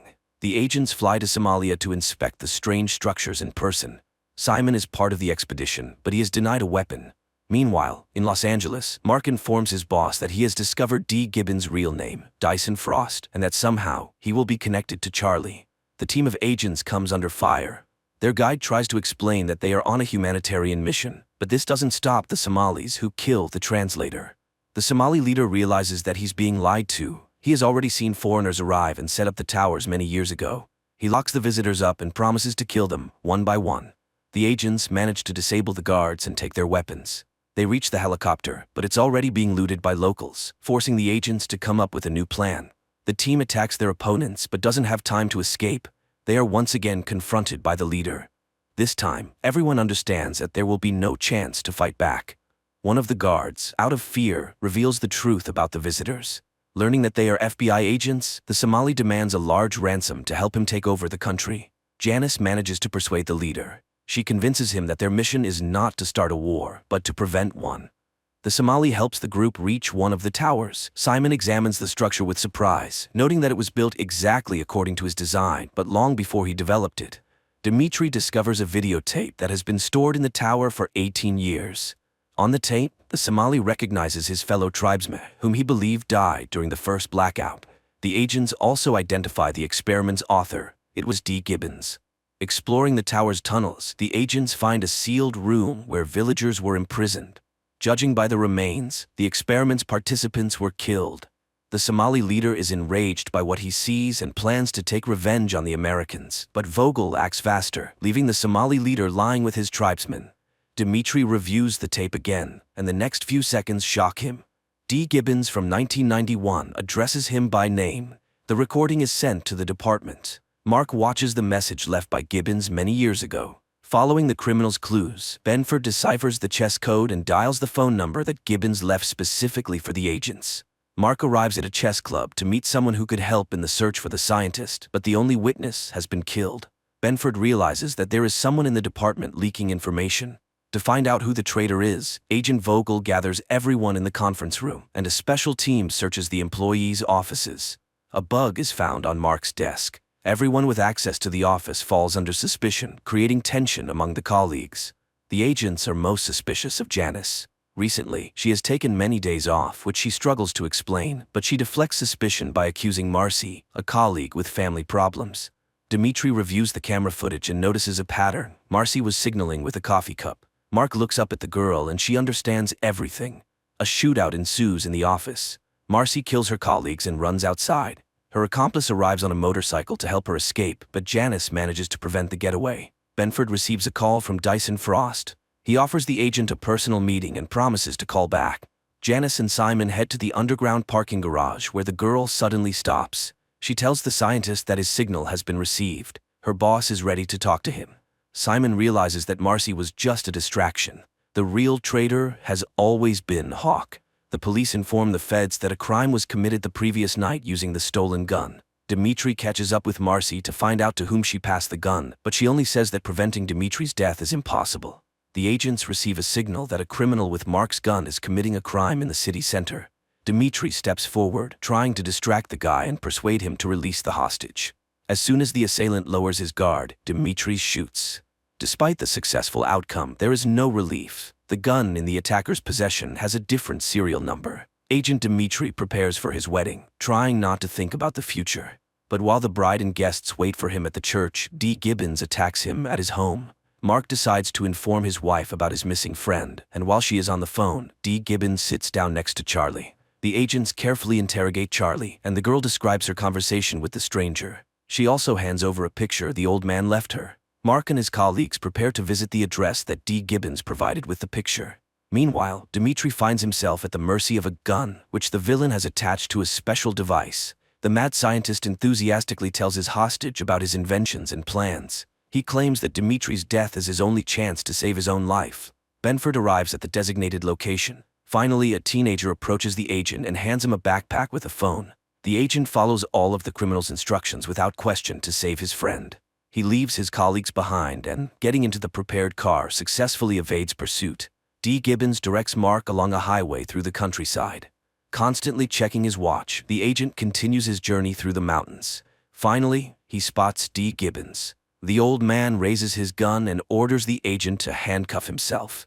Mark distracts the old man and attacks him. He demands that Gibbons take him to Dimitri, but someone no longer wishes to keep the witness alive. The scientist is eliminated. As he dies, he doesn't have time to tell Mark where Dimitri is. The navigator leads Mark to the last known location of Dee Gibbons. Benford bursts into the building and spots his friend. There are less than 2 minutes left before the automatic shot, and Mark tries to solve the scientist puzzle to stop the mechanism. The timer reaches 0 and the gun fires, but by this time, Mark manages to lift the gun and Dimitri survives. As soon as Dimitri gets out of the chair, water washes away the scientist's map, destroying all the evidence and clues. Mark instructs his colleagues to figure out Frost's blueprints and determine how they are connected to the second blackout, which the mad scientist mentioned. A strange man appears at Olivia's house. He babbles incoherently, claiming that the doctor's husband is Lloyd. Meanwhile, Janice delivers Frost's blueprints to a professor of archaeology, but the people for whom the double agent secretly works demand that she steal the originals and hand them over. Hawk is forced to take a risk. She steals the blueprints from the institute and sneaks into the office to retrieve the last copy from Mark's desk. Benford catches his colleague red-handed, but she manages to talk her way out by inventing a story about lost documents. Mark asks Hawk to come to the office to meet with the professor. The girl realizes that her deception has been uncovered, but Benford postpones the conversation and returns to his discussion with the scientist. According to the old man, the blueprints that Dee Gibbons had were some kind of device for counting down dates. One of them is October 6th, the day of the blackout. Frost's words keep replaying in Mark's mind, and an idea strikes him. He breaks open the large chess piece hanging on the board. Inside, the agent finds a ring with an unknown symbol. Olivia meets Gabriel, the strange man, again. He keeps repeating random nonsensical words, but finally, the woman manages to discern the main point. The guy has been subjected to multiple blackouts, becoming a victim of Frost's experiments. Experts provide the scientists with the results of analyzing Frost's ring, and Simon makes an astonishing discovery. Inside the ring is a device that allowed its wearer to remain conscious during the blackout. Janice meets with her handlers. After failing the mission with the blueprints, she is given one last chance. This time, she must retrieve the ring from the vault and eliminate Benford. On a city bridge, Simon spots his sister. Annabelle delivers a message to her brother. They need him and the ring. Simon has only 12 hours, or else his sister will be killed. Dimitri arrives at a crime scene and learns that someone has been eliminating all those who managed to survive the predicted date of their death in the last 2 weeks. Simon memorizes the safe's code when Lloyd places the ring inside. As soon as the scientist is left alone, he decides to use this opportunity to save his sister. The agents identify the executioner who has been getting rid of all the survivors. It turns out to be Mr. Slingerland. The agents catch the psycho just as he tries to dispose of another victim, but despite all efforts to save her, an agent accidentally hits the girl. Mark discovers a minivan and Annabelle inside. He informs Simon, but it's already too late. The scientist escapes with the ring. The agents investigate Simon and his alibi for the day of the blackout. Using special software, they establish that he was indeed the prime suspect at the baseball stadium.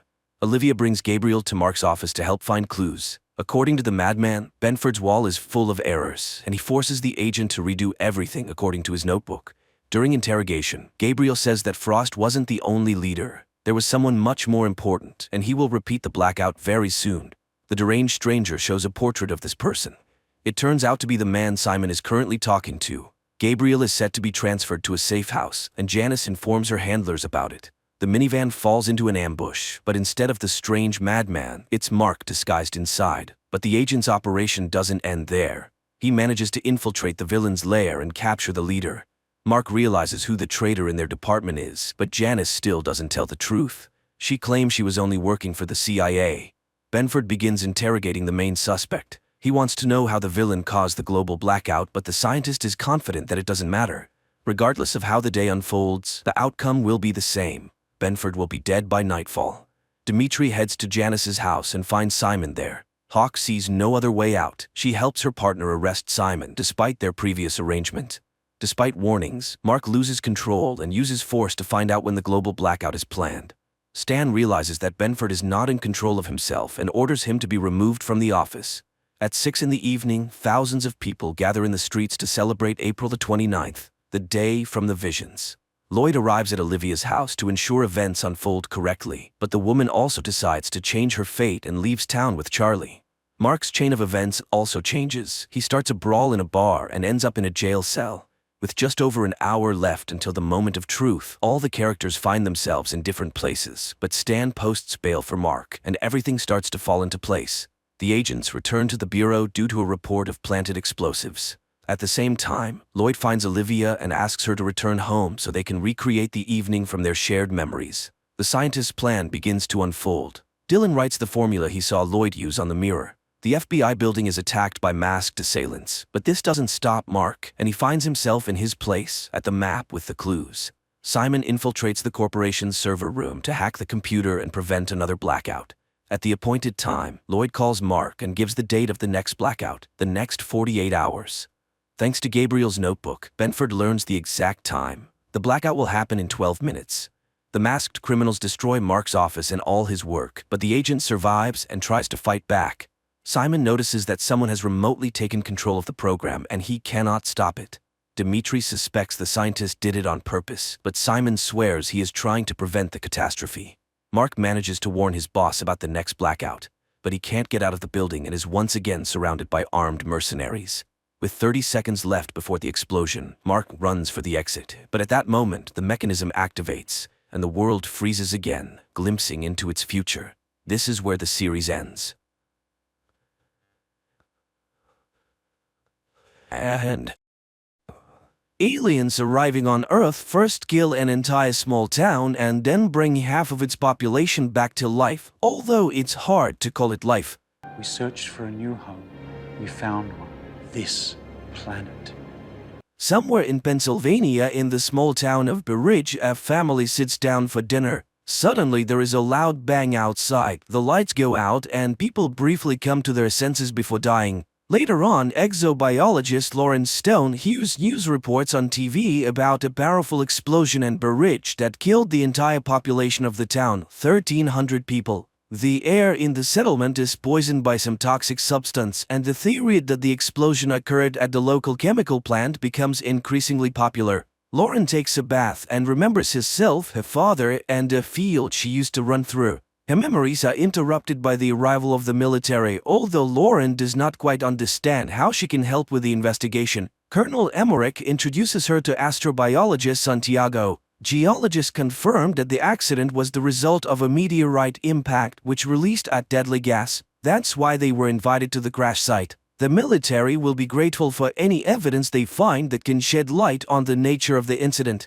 Emmerich assures Lauren that he chose her because he read her work, but asks her to take an alcohol test. Scientists are dressed in protective suits and taken to the meteorite crash site. On the way, Santiago praises her book on microbiology in Antarctica and signs of extraterrestrial life, but the woman doesn't engage in conversation. Arriving at the site, the pair only sees a snowy field and a small pile of ground. While Santiago inspects the area, Lauren notices a small sprout of some red plant and pities it for growing in such a terrible place. Upon arriving home, Lauren begins to search for similar cases and finds mention of a similar incident. In 2013, a meteorite exploded over the city of Chelyabinsk in Russia, and an interview with the local resident was filmed by American television. She recounted that after the meteorite fell, a poisonous gas spread throughout the area, causing many people to die. It was also said that a very large tree grew at the site of the impact, around which all living things died.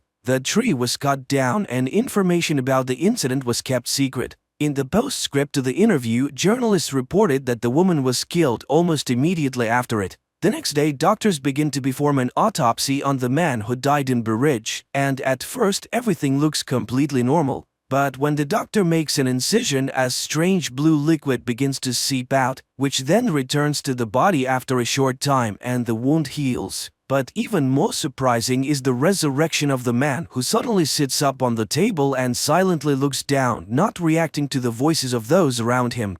The man has no pulse or blood pressure and his body is cold. In other words, by all indications, the man is dead. Suddenly there are cries behind the door. It turns out that another 40 people suddenly opened their eyes and came back to life. The doctors tried to get some kind of reaction from the resurrected, but to no avail. They are all residents of the town center who not only inhaled the poisonous gas but also ingested some substance that led to DNA transformation. And the only thing the resurrected do is occasionally turn around. Meanwhile, Lauren tells Emmerich about the Chelyabinsk meteorite, but the people in Russia were also victims, which means that this is someone's terrible plan. But the colonel does not believe in conspiracy theories. Later, a government commission discusses the incident and proposes simply destroying the bodies before it's too late. But to get answers, all the data must be carefully studied, otherwise Manhattan could be next. Later, the woman buys alcohol and drinks it while sitting in the car, reminiscing about a trip she took with her father to a secret place.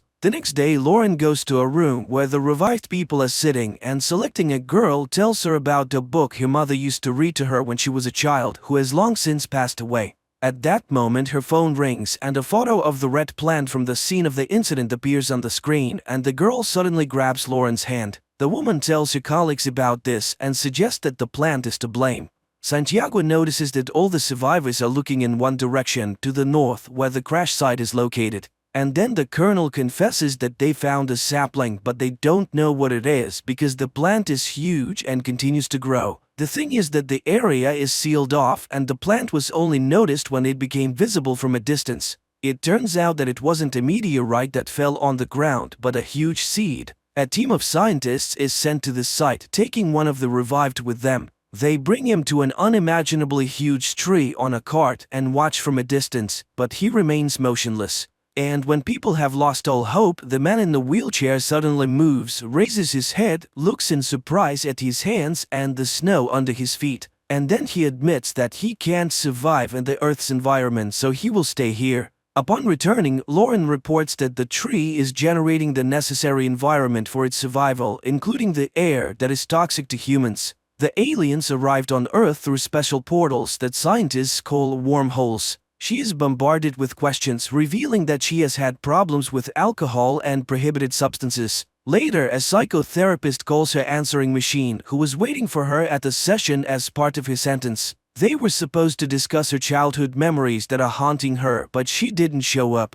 At that moment, her father shows up at the door, but Lauren is not pleased to see him. He tries to start the conversation and recalls how on her 8th birthday she asked for a scientific laboratory and they gave her an old barn. However, her obsession with space spiraled out of control and her mother became worried. Sometime later, the Colonel summons Lauren again. The alien wants to speak, but only with her as he sees her as a friend. They have prepared a list of questions and ask her to find out where they came from and why they came. The alien explains that their home is no longer suitable for their species. They were searching for a new home and found it using coordinates received from a human with the call sign Supernova 94. From that same human, the aliens learned all the strengths and weaknesses of humans. The alien asks the military to leave, and Lauren admits that the tree will soon destroy everything as it is harming the planet.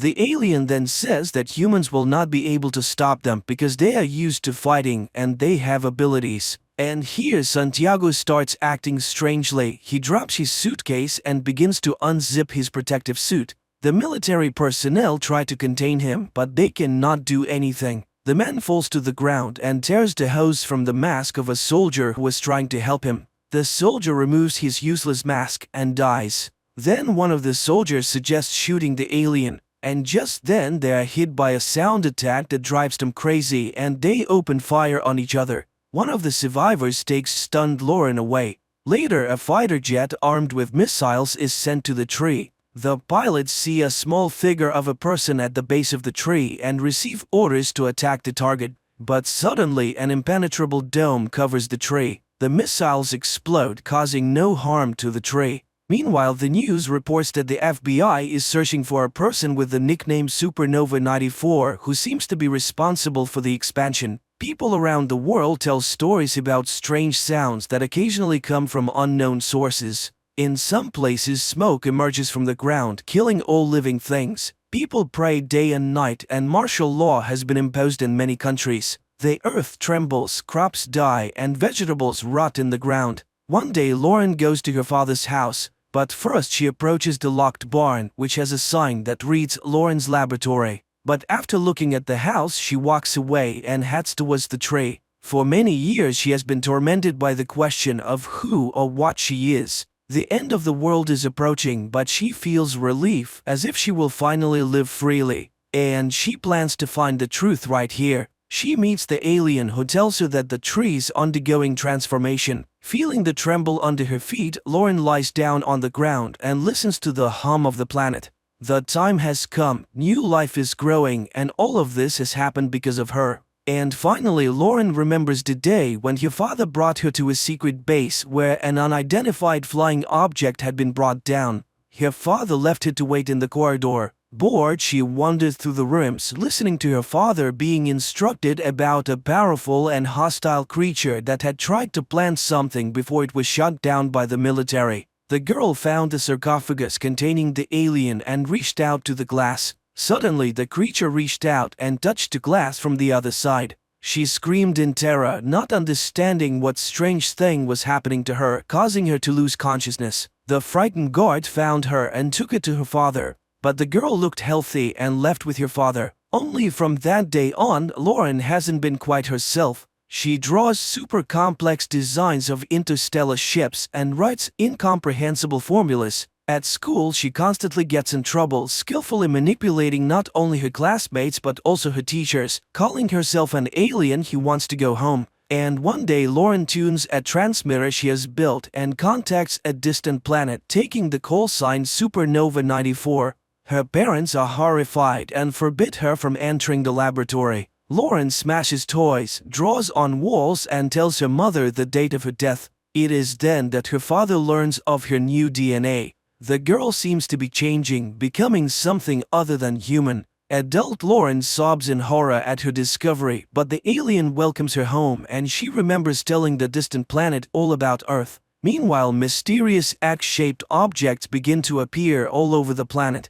They emerge everywhere, in forests and cities, deserts and mountains. And one day they suddenly explode, spreading black smoke that kills all life around them. And no one can hide or survive as the roots have already penetrated the entire Earth. The planet is no longer suitable for the human race. All earthly species and plants have been extinct. The evolution of a new species has begun, and Lauren's journey has come to an end. She's finally home, and this is where the movie ends.